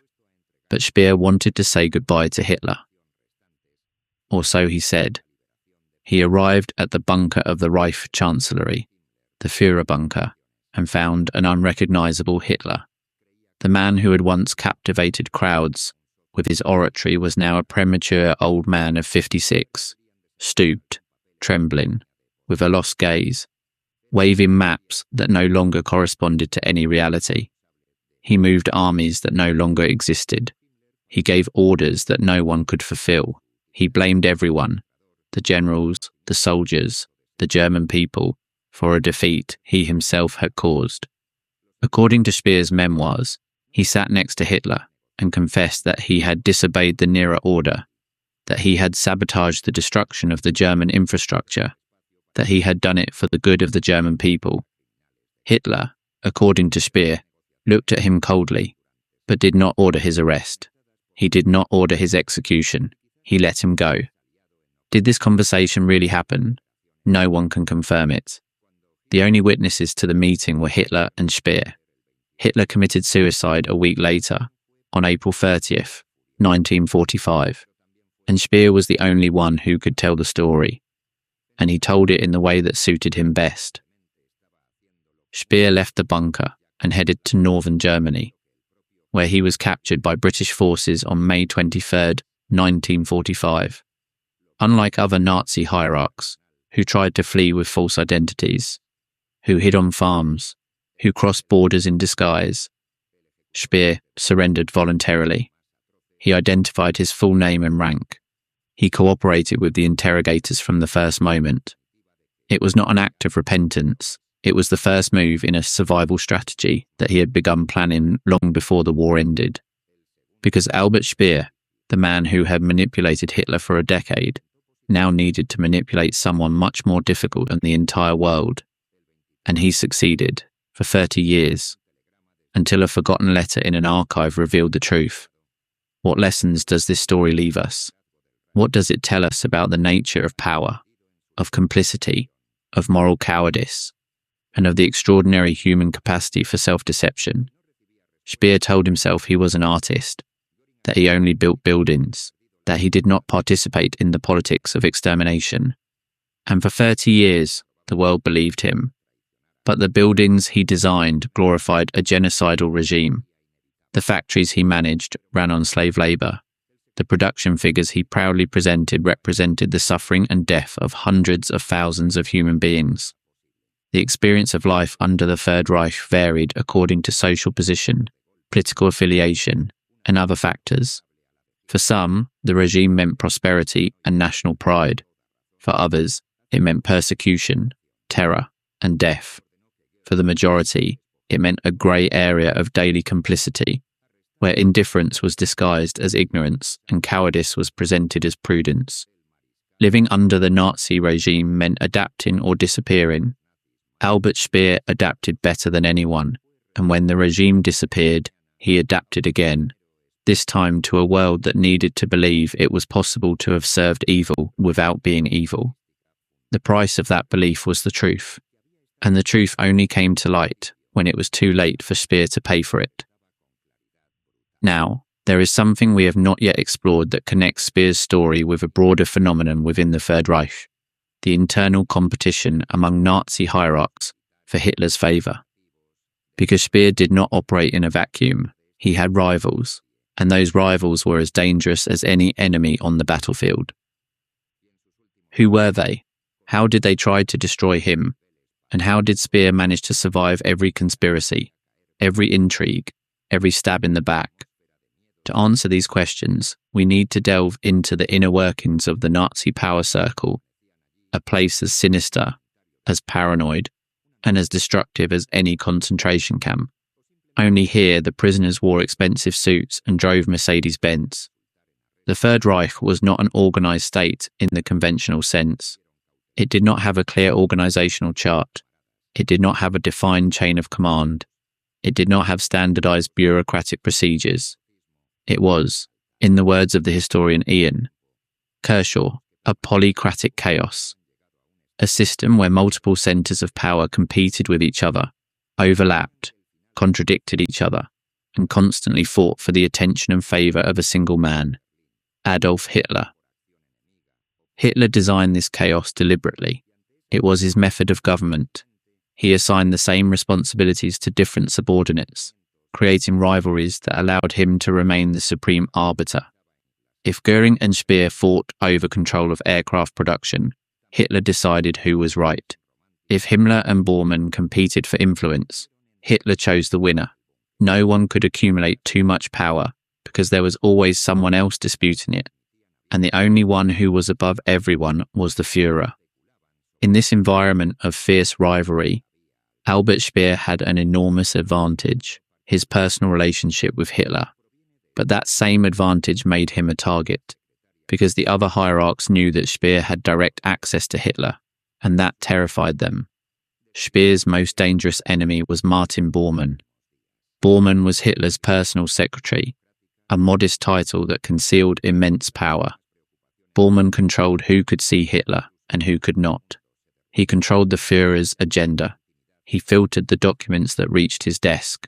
He drafted the memorandums that came out of his office. He was, in practice, the gatekeeper of power. And he hated Speer. He hated him because Speer was the only one who could bypass his control. When Speer called, Hitler answered. When Speer showed up without an appointment, Hitler received him. When Speer wanted to present a project, he did not need to go through Bormann's office.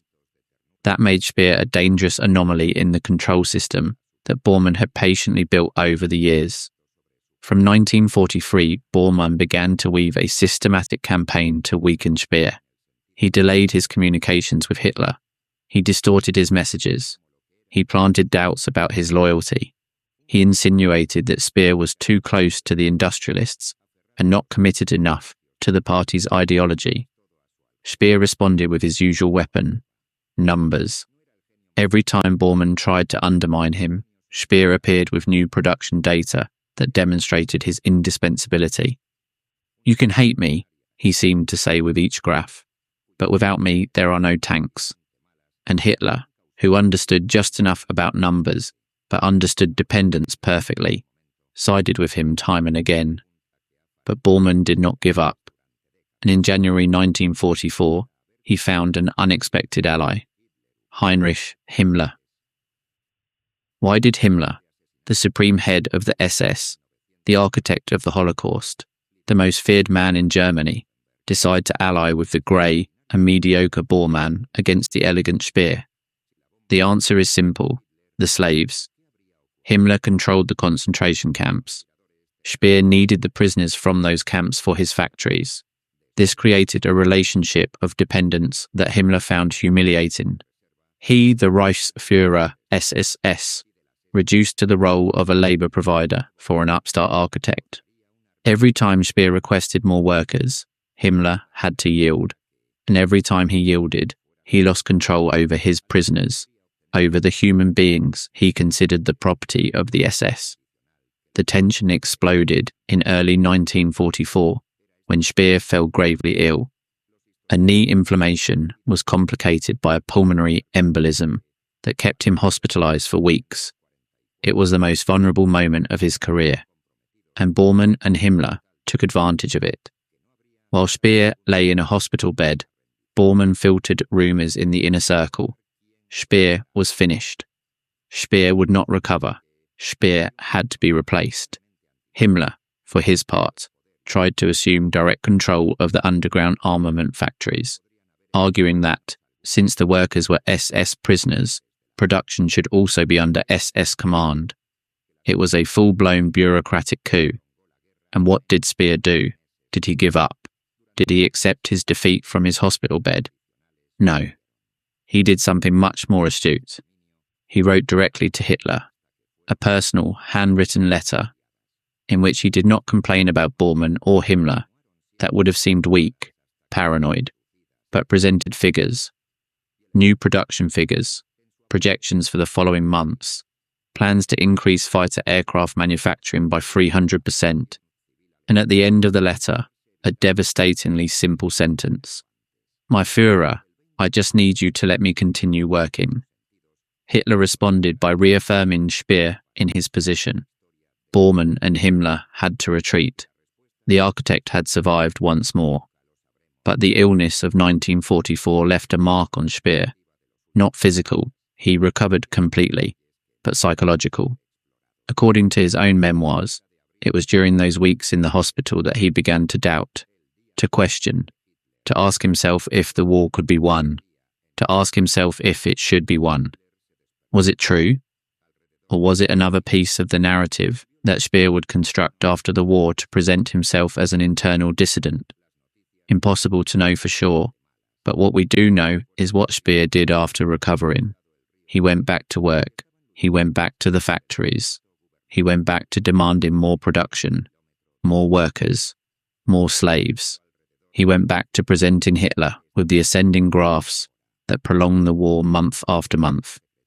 If he had doubts, he silenced them and moved on. Now, what was happening on the streets of Germany while Speer played chess with Bormann and Himmler in the corridors of power?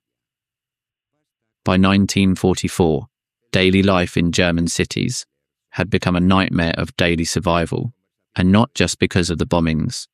The rationing of food, which had begun in September 1939, progressively tightened to starvation levels in the last months of the war. Ration cards dictated every aspect of food. A German adult in 1944 received approximately 2,000 calories a day, the minimum to survive, but insufficient for someone working in an armament factory for 12 hours. Meat was a luxury that appeared on the table perhaps once a week, and in minimal quantities. Butter was almost non-existent. Fresh vegetables were scarce. The bread was dark, heavy, often mixed with sawdust to stretch it. German housewives became masters of culinary improvisation. Recipes with turnips, with potato peels, with bones boiled 3 and 4 times to extract the last drop of substance. Back gardens were transformed into emergency vegetable plots. Public parks were ploughed to grow cabbages and carrots. The Nazi authorities published pamphlets with creative recipes that tried to disguise misery as patriotic ingenuity. Cook with joy for victory. With everything, society had to keep living despite the dairies that disguised the food shortage, with decorative bottles, husbands going to the front lines, and wives and boys working in factories or escaping to the countryside and abroad. And the black market, it flourished, despite the fact that penalties for illegal trade included jail and even the death penalty. A vast black market operated in all German cities. American cigarettes, obtained from prisoners of war, from corrupt soldiers, from Red Cross packages, became a parallel currency more valuable than the Reichsmark. A carton of cigarettes could buy a kilo of butter. 2 cartons could buy a pair of shoes. Barter replaced formal commerce in many daily transactions. And alcohol. Alcohol was the refuge of millions. Beer continued to be produced, though increasingly watery, and homemade schnapps, distilled clandestinely in basements and barns, became the emotional anesthetic of a nation that could no longer face sober reality. But there was something worse than hunger, worse than the bombings, worse than the black market, something that corroded daily life from within like a silent acid. The mail from the front. Every German family with a son, a husband, a brother, or a father at the front lived waiting for the postman. The letters from the front were proof that the loved one was still alive. When a letter arrived, the family breathed a sigh of relief, at least until the next one. When weeks went by without a letter, anxiety settled in like a permanent guest in the stomach. And when instead of a letter, an official telegram arrived with the seal of the Oberkommando der Wehrmacht, the world collapsed. We regret to inform you that your son/husband/brother has fallen in the line of duty for the Führer and the fatherland. That sentence, those few words, spoken or read millions of times between 1939 and 1945, each one a universe of pain that no statistic can capture. Germany lost approximately 5.3 million soldiers in the Second World War. Each of them had a mother. Many had wives. Many had children. If we multiply the 5.3 million by the affected families, we are talking about tens of millions of people whose lives were shattered by loss. And yet, grief was controlled. The regime did not allow sorrow to turn into protest. Women who cried in public were reprimanded for weakening morale. Funerals were austere ceremonies, where the heroic sacrifice of the fallen was exalted, not the tragedy of his death. The widow was expected to dry her tears, put on the black armband, and return to the factory the next day. The pain was private. The obedience was public. And Albert Speer? What did the Minister of Armaments do while millions of German families received death telegrams? He produced more weapons to send more soldiers, so that more men would die, so that more telegrams would arrive. The cycle was perfect in its monstrosity. But Speer did not see it as a monstrous cycle. He saw it as an engineering problem. How to produce more tanks with less steel. How to make more planes with less aluminum. How to replace dead workers with new slaves. Every problem had a technical solution, and Speer was brilliant at finding technical solutions. That was always his alibi. The technique. The refuge of the professional. I am not a politician. I am not an ideologue. I am a technician. I solve problems. As if the problems he solved were not ultimately problems of how to kill more efficiently. And here we come to a turning point in this story. A moment that changed the trajectory of the war, the lives of millions of civilians, and the personal destiny of Albert Speer. July 20th, 1944. Do you know what happened that day? Do you know who was involved? And do you know what Speer's reaction was? A reaction that reveals more about his true nature than all his memoirs put together. On July 20th, 1944, at 12:42 p.m., a bomb exploded in the Wolf's Lair, Hitler's headquarters in East Prussia. The explosion destroyed the conference room. 4 people died.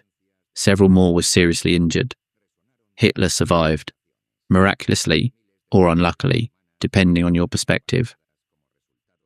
The bomb had been planted by Colonel Klaus von Stauffenberg, a military aristocrat who was part of a conspiracy to assassinate Hitler, take control of the government, and negotiate peace with the Allies. The conspiracy involved dozens of army officers, diplomats, politicians, and civilians, who considered that Hitler was leading Germany to total destruction, and that the only way to save the country was to eliminate him. The plan failed due to a combination of bad luck and unforeseen circumstances. The meeting was held in a wooden barrack with open windows instead of the usual concrete bunker, which dispersed the force of the explosion. Someone moved the briefcase containing the bomb behind a thick oak table leg, which partially shielded Hitler from the blast. And Stauffenberg, believing Hitler was dead, left the Wolf's Lair before confirming the result. The reprisal was brutal. In the hours, days, and weeks that followed, the regime unleashed an unprecedented hunt. More than 7,000 people were arrested. Approximately 4,980 were executed, many of them hanged with piano wire on Hitler's direct order, who wanted the executions to be as painful as possible. The trials before the People's Court, presided over by the infamous Roland Freisler, the same judge who had sentenced the Scholl siblings, were spectacles of public humiliation, where the defendants, dressed in dirty clothes and without belts or suspenders, so they had to hold up their pants, were insulted and vilified before receiving their death sentences.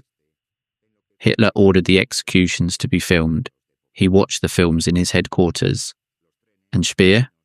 Speer did not participate in the July 20th conspiracy. He was not contacted by the conspirators. He knew nothing of the plan, or at least that's what he said later. But his reaction to the assassination attempt is extraordinarily revealing. According to his memoirs, Speer felt relief that Hitler had survived. Not relief for the survival of a human being, but relief because Hitler's death at that moment would have plunged Germany into a chaos that would have ended his ministry, his power, his position. Speer feared chaos more than Hitler himself. But there is more. In the days following the assassination attempt, Speer expressed no sympathy for the conspirators. He did not try to intercede for any of the arrested.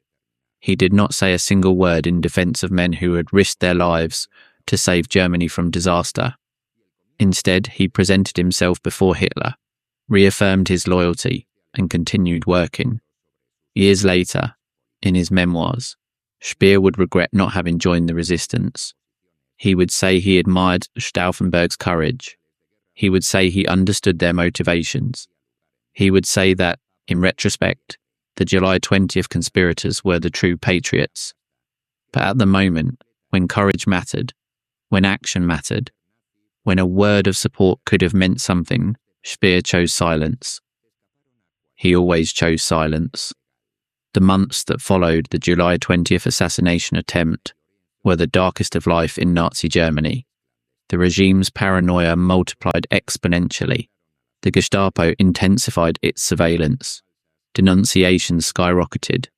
Any comment that could be interpreted as defeatist, any gesture that could suggest sympathy for the conspirators, any expression of doubt about the final victory was grounds for arrest, interrogation, and possible execution. The flying courts, Fliegende Standgerichte, were created, improvised military tribunals that operated in combat zones and had the authority to summarily execute any soldier or civilian accused of desertion, cowardice, or treason. In the final months of the war, these courts executed thousands of people, many of them teenagers, who had abandoned their positions at the front, old men of the Volkssturm, who had refused to fight, and civilians who had hung white sheets from their windows as a sign of surrender to the Allied advance. The executions were public. The bodies were left hanging from lamp posts and telephone poles with signs that said, "I am a coward," or "I betrayed my people." The message was unequivocal.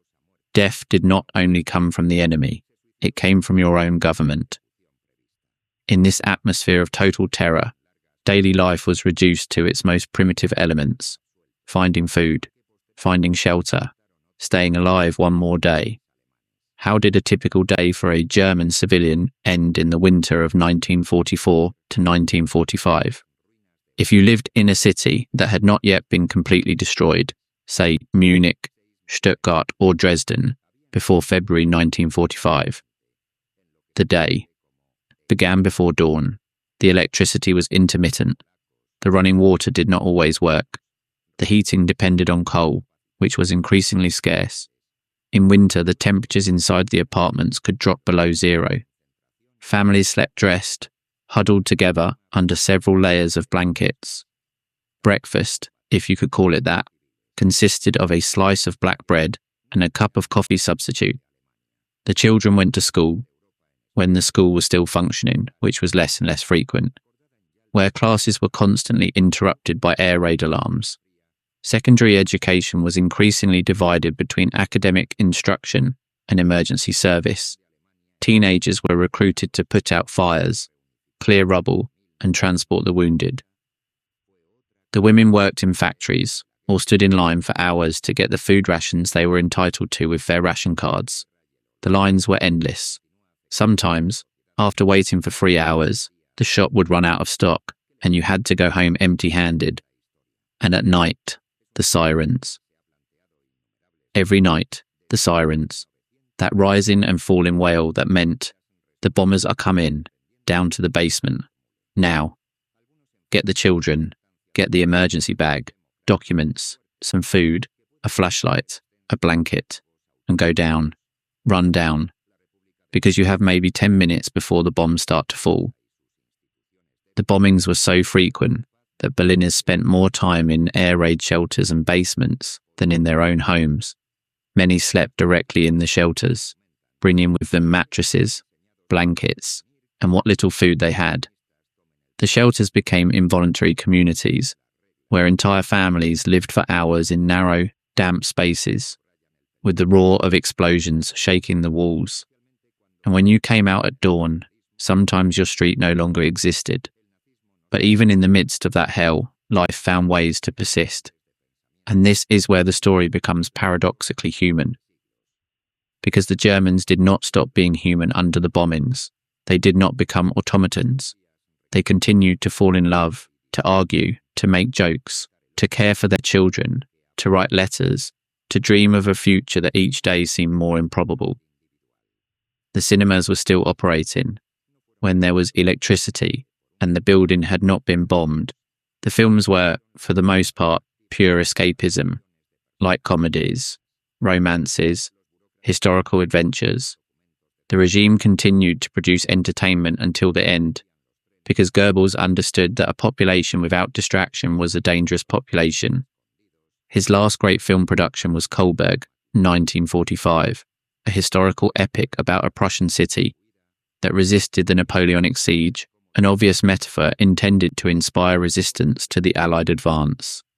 The film premiered on January 30th, 1945. while the Red Army was less than 100 kilometers from Berlin. The music kept playing. Orchestras gave concerts in basements and shelters. The musicians of the Berlin Philharmonic played for small audiences in damaged halls.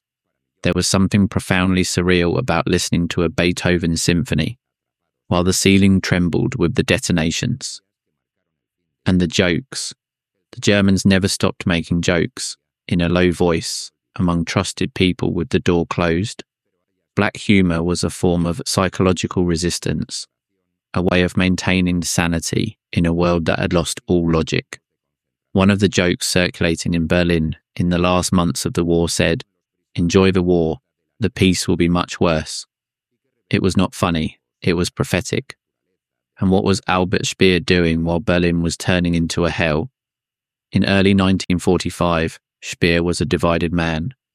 On the one hand, he continued to fulfill his duties as Minister of Armaments. He continued to visit factories, sign production orders, present reports to Hitler. On the other hand, according to his later account, he already knew that the war was lost and was beginning to plan not the end of the war, but the end of Albert Speer. In January 1945, Speer presented Hitler with a memorandum that said, in essence, that the war could not be won from an industrial point of view. Raw materials had been exhausted. Factories were being destroyed faster than they could be rebuilt. Transports were collapsed. The workforce, including slave labour, was running out. Hitler read the memorandum and dismissed it. "You always see the negative side," he told Speer. "When one door closes, another opens." It was the response of a man completely disconnected from reality, a man who lived in an underground bunker, surrounded by maps that no longer corresponded to any real situation, moving divisions that existed only on paper, hoping for miracle weapons that would never arrive in sufficient quantities, and believing, or pretending to believe, that Providence would give him the final victory. Speer, who knew Hitler better than almost anyone, saw in that moment what few dared to admit: the Führer was finished. Physically, mentally, and strategically finished. He was no longer leading the war was dragging him. And yet, Speer did nothing to stop it. He did not join any conspiracy. He did not try to negotiate with the Allies. He did not use his position to accelerate the surrender. What he did was something much more calculated. He began to build his alibi for the post-war era. The disobedience to the Nero order, the visits to the generals to convince them not to destroy infrastructure, the last visit to the bunker to say goodbye to Hitler. Each of these actions, true or embellished, were the bricks with which Speer built the narrative that would save him in Nuremberg. It was not heroism, it was architecture, the architecture of a lie. On April 30th, 1945, Adolf Hitler committed suicide in his Berlin bunker. Eva Braun, his wife of one day, died with him. Their bodies were incinerated in the garden of the Chancellery, between bomb craters and rubble, by his aides. The ashes were scattered or buried. The exact details are still a matter of debate. On May 2nd, Berlin surrendered to the Red Army. On May 8th, Germany capitulated unconditionally. The Second World War in Europe was over. It had lasted 5 years, 8 months, and 6 days. It had killed between 70 and 85 million people. It had destroyed entire cities. It had erased from the map communities that had existed for centuries. It had caused the greatest industrial crime in history, the Holocaust, and had demonstrated, with terrifying clarity, how far human cruelty can go when organised with bureaucratic efficiency. And in the midst of the ruins of that catastrophe, Albert Speer was preparing for his next act. The Germany of May 1945 was a landscape of total devastation. The country's largest cities, Berlin, Hamburg, Cologne, Dresden, Munich, Frankfurt, were reduced to mountains of rubble. In Berlin, 70% of the buildings were destroyed or severely damaged. The streets were impassable. The bridges had been blown up. The railways did not work. There was no electricity. There was no running water in many neighbourhoods. There was no government. There was no police. There was no law. And there were corpses. Thousands of corpses. Under the rubble, in the flooded basements, in the streets, in the parks. The stench of death permeated the air of the bombed-out cities for weeks. In the capital, an atmosphere of imminent collapse reigned, both in the personal lives that were completely broken and in everything related to the entire social and urban structure. The women, because at that point, the civilian population of German cities was predominantly female, as the men were dead, prisoners, or missing, began the titanic task of clearing the rubble. They were called Trümmerfrauen, rubble women. With their bare hands, with picks and shovels, forming human chains, they passed bricks from hand to hand for months, years, to clear the streets and make the uninhabitable habitable. These women, exhausted, hungry, many of them raped by Soviet soldiers during the fall of Berlin, many of them widows, many of them with children to feed and no means to do so, rebuilt Germany with their hands, and no one gave them a medal. No one wrote memoirs about them that became international bestsellers. No one invited them to give conferences at universities. That was the privilege of Albert Speer. Why do I insist on the contrast? Because it is essential to understand the magnitude of Speer's manipulation. While the Trümmerfrauen cleared rubble with their hands, Speer was in an Allied interrogation centre, sitting in a comfortable chair, drinking real coffee, not chicory substitute, smoking American cigarettes, and answering the questions of intelligence officers with the eloquence of a university professor. The interrogators were impressed. Speer was not like the other Nazi prisoners. He did not shout. He did not lie crudely. He did not hide behind pathetic excuses. He spoke calmly, with precision, with apparent sincerity. He provided detailed information about the German war industry, about the Reich's command structure, about the system's weaknesses. Why did he cooperate so openly? Not out of repentance, out of calculation. Speer understood, from the moment of his capture, that cooperation was his best asset. If he became a valuable source of information for the Allies, his value as a prisoner increased. And a valuable prisoner is more likely to survive than a useless one. Moreover, every piece of data he provided reinforced his narrative. I was a technician. I know the details of production because that was my job. I don't know the details of extermination because that was not my department. It was brilliant and repugnant. But let's return to daily life, because there is a chapter we have not yet explored that is crucial to understanding how Nazi Germany functioned from within. What about the Germans who did support the regime? Not those who tolerated it out of fear. Not those who looked away for comfort. Those who genuinely believed in Nazism. Who were they? How many were they? And what happened to them when the regime collapsed? The answer to the first question is uncomfortable. There were millions. The Nazi Party had approximately 8.5 million members at its peak in 1945. But the sympathizers and followers who were not formally affiliated were many more. Historians estimate that between a third and half of the German population actively supported the regime in its peak years, 1938 to 1941, when military victories followed one another and the economy was working. Why did they support it? The reasons were as varied as the people. Some were convinced anti-Semites who shared Hitler's racial hatred. Some were nationalists who dreamed of a great and powerful Germany. Some were opportunists who benefited economically from the regime. Merchants who bought confiscated Jewish properties at bargain prices. Officials who were promoted in the party bureaucracy. Industrialists who received lucrative government contracts. And some, perhaps the majority, were simply grateful.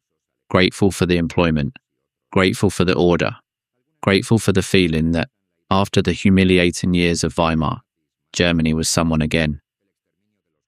In the 6 years from Hitler's seizure of power in 1933 to the start of World War II, the standard of living for Germans rose spectacularly through a combination of assets confiscated from Jews and foreign loans, Nazism obtained funds for public works projects that created millions of jobs. The new middle class could go on vacation, practice team sports, and enjoy technological marvels like the radio and the cinema. The regime offered security, employment, and order, but in return demanded blind obedience. And for many, this trade-off seemed reasonable. It seemed fair. It even seemed desirable.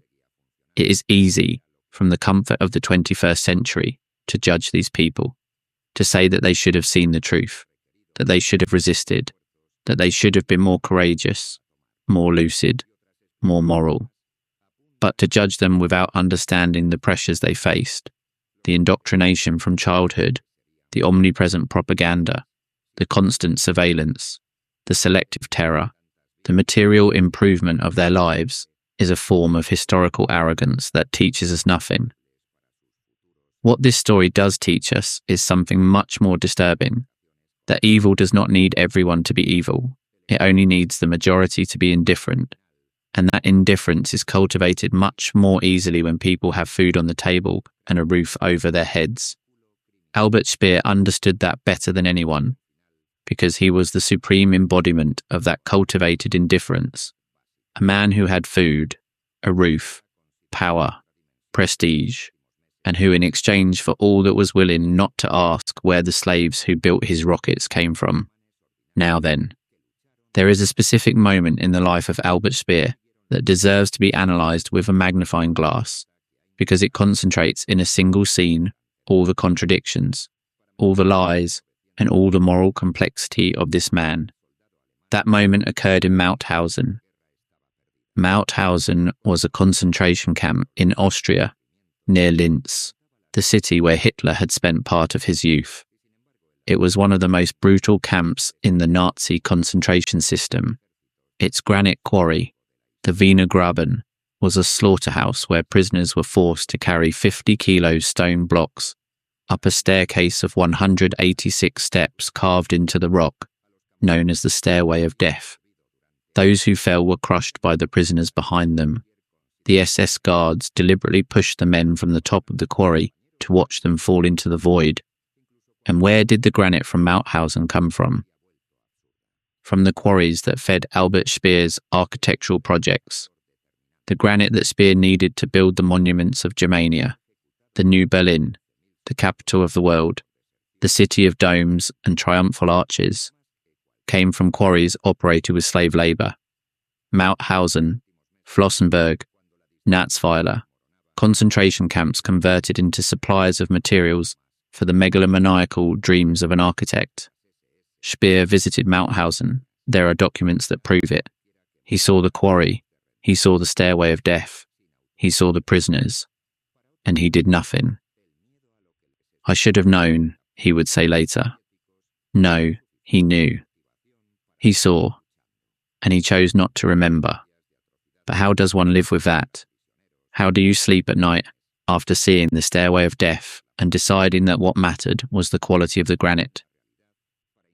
The answer, paradoxically, is not as difficult as it seems, because the human being has an extraordinary and terrifying capacity for psychological compartmentalization, the ability to separate what we do from what we feel, to put horror in a mental drawer, lock that drawer, and continue with life as if the drawer did not exist.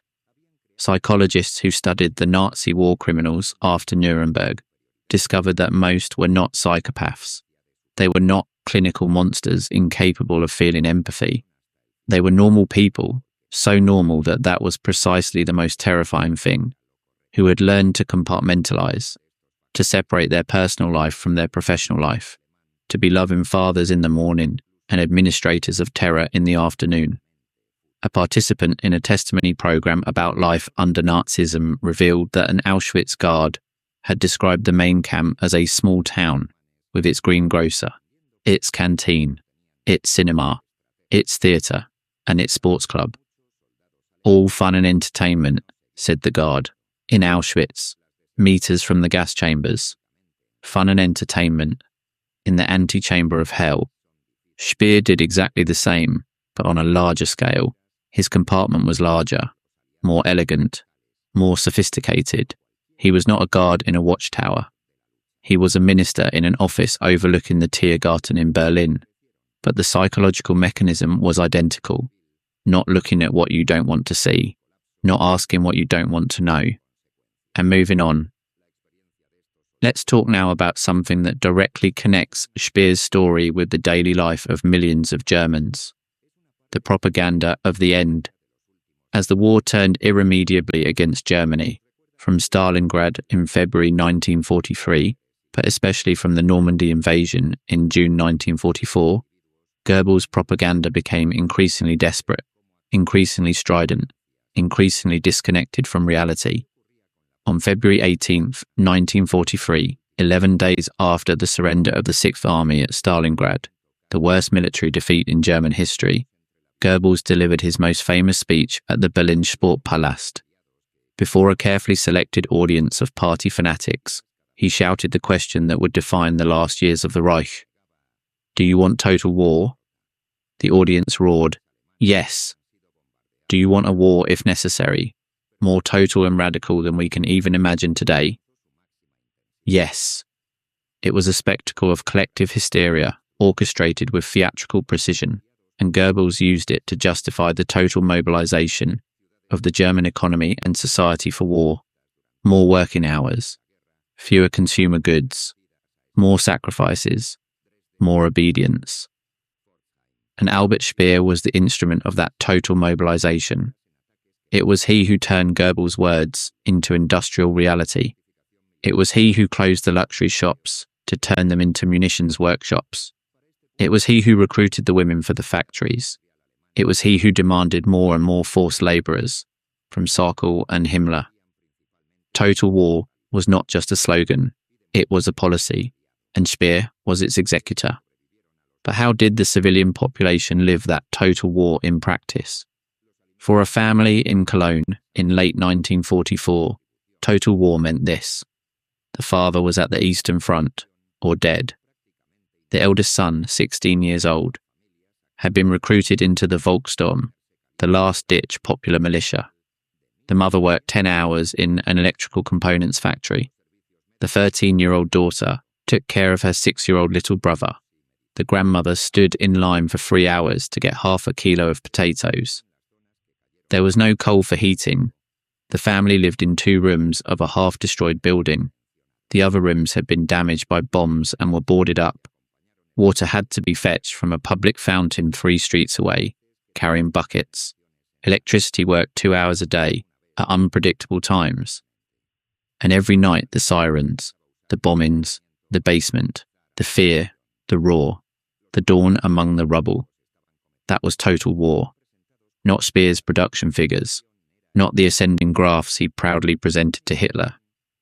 The real price of total war was a family in Cologne trembling in a basement while the world crumbled on top of them. But Speer did not see families.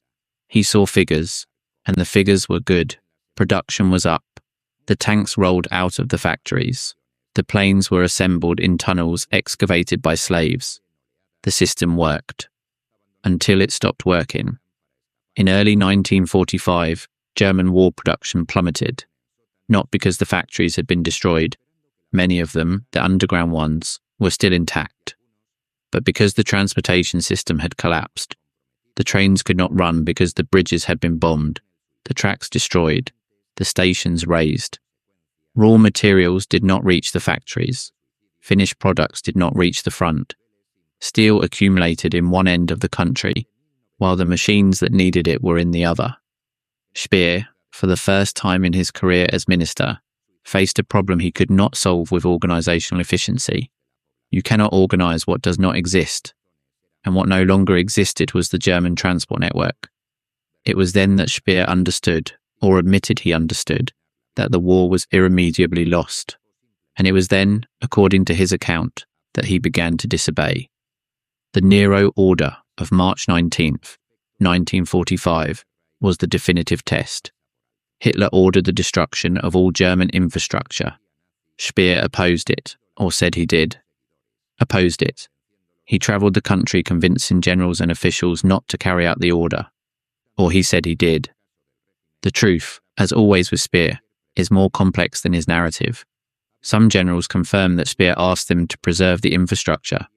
Others do not remember any visit from Speer, and many of those who disobeyed the Nero order did so on their own initiative, without needing anyone to convince them. But Speer's narrative, the narrative of the good Nazi who saved Germany from total destruction, became the official version. Because it was a good story, because it was the story the world needed to hear, because after the horror of the Holocaust, after the concentration camps, after the gas chambers, the world needed to believe that at least one of the Nazi hierarchs had been a decent human being, and Speer gave them that belief, packaged in elegantly written memoirs, articulate interviews, and an expression of remorse that seemed absolutely genuine. 20 years in Spandau prison. That was the price Albert Speer paid for his role in the Third Reich. 20 years in a 3 by 2 meter cell, with a bed, a table, a chair, and a toilet. 20 years of prison routines. Get up at 6, have breakfast at 7, work in the prison garden until noon, have lunch, read, have dinner, turn off the lights at 10. But even in prison, Speer found a way to manipulate his image. He cultivated a garden that became legendary among the guards.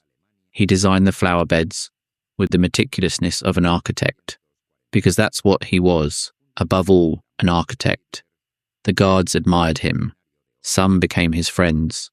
One of them, a Dutchman named Tony Proust, became his clandestine link to the outside world, smuggling out the notes Speer wrote on toilet paper, in the margins of books, on any available surface. Those notes became his memoirs, and those memoirs became one of the best-selling books of the 20th century. Erinnerungen, published in English as Inside the Third Reich, appeared in 1969 and was an editorial phenomenon. Millions of copies were sold. Critics praised it as a first-rate historical document. Historians cited it as a primary source. Journalists interviewed Speer as if he were a celebrity. The New York Times called it an indispensable contribution to the understanding of the Third Reich. It was exactly what Speer had planned, because the memoirs were not a confession, they were a defense, an extraordinarily skillful defense, disguised as a confession. Speer admitted his responsibility. I should have known, while distancing himself from the specific crimes. He described the fascination of power as if it were an external force that had dragged him along, not a choice he had actively made every day for 12 years. He presented Hitler as an irresistible seducer, whom no one could oppose, thus turning his own cowardice into a universal weakness. And it worked. For 30 years, Albert Speer was the repentant Nazi, the good Nazi, the proof that it was possible to have participated in the most criminal regime in history and come out the other side as a decent human being. Until the letter to Helen Jumty revealed the truth. I knew perfectly well what was happening.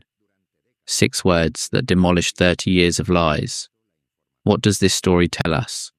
What does it teach us about the nature of power, of complicity, and of lies? It tells us that the most effective manipulation is not the one that hides the truth completely. It is the one that mixes truth and lies in such skillful proportions that it becomes impossible to separate them. Speer did not lie about everything. He lied about what was essential. He told the truth about the details, the dates, the numbers, the names, and he lied about what mattered: his knowledge of the Holocaust, his complicity in slavery, his willingness to look the other way.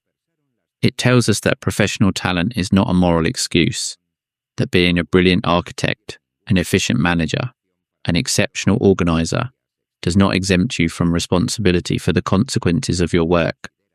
That I was just doing my job is not a defense, it is a confession. And it tells us that daily life under a totalitarian regime is not a permanent horror movie. It is something much more insidious, a normality corroded from within by fear, conformity, and indifference. A normality in which you can have breakfast, go to work, pick up your children from school, and have dinner with your family while a few streets from your house, your neighbours are deported to their deaths. Living under the Nazi regime meant adapting or disappearing. The price of daily calm was, for many, to close their eyes to the horror that was brewing on the other side of the wall or of the neighbour's door. Albert Speer closed his eyes. He closed them from the office closest to Hitler. And when he opened them after the war, he did not see the truth. He saw an opportunity, the opportunity to reinvent himself, and he seized it with the same ruthless efficiency with which he had tripled the production of tanks. But this story does not end here, because there is a final dimension that we have not yet explored, a dimension that connects the experience of living in Nazi Germany with Speer's manipulation and with a question that transcends the 20th century. What happened to ordinary Germans after the war?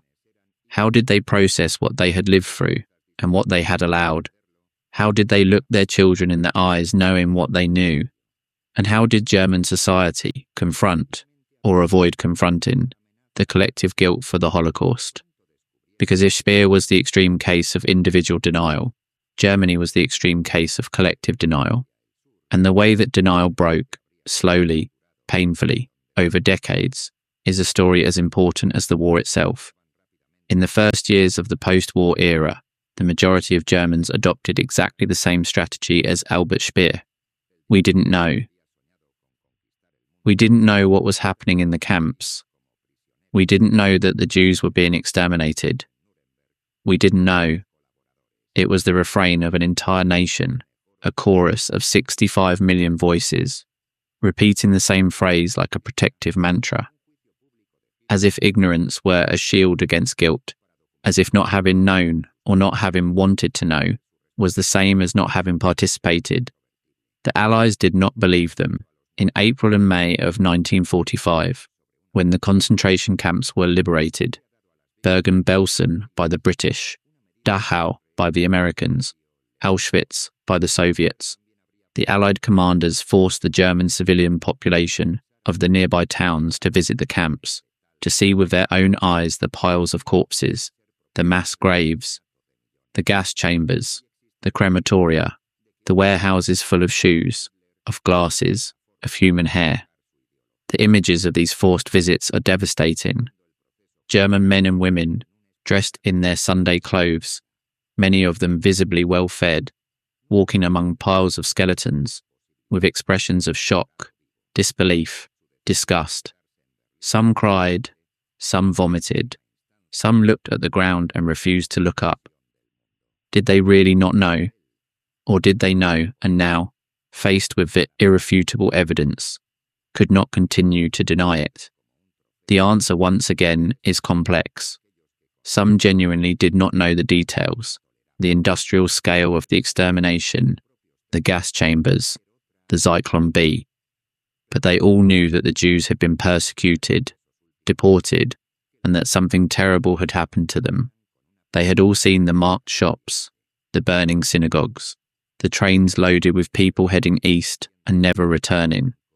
Knowing and not wanting to know are different things, but the moral difference between the two is much narrower than we would like to believe.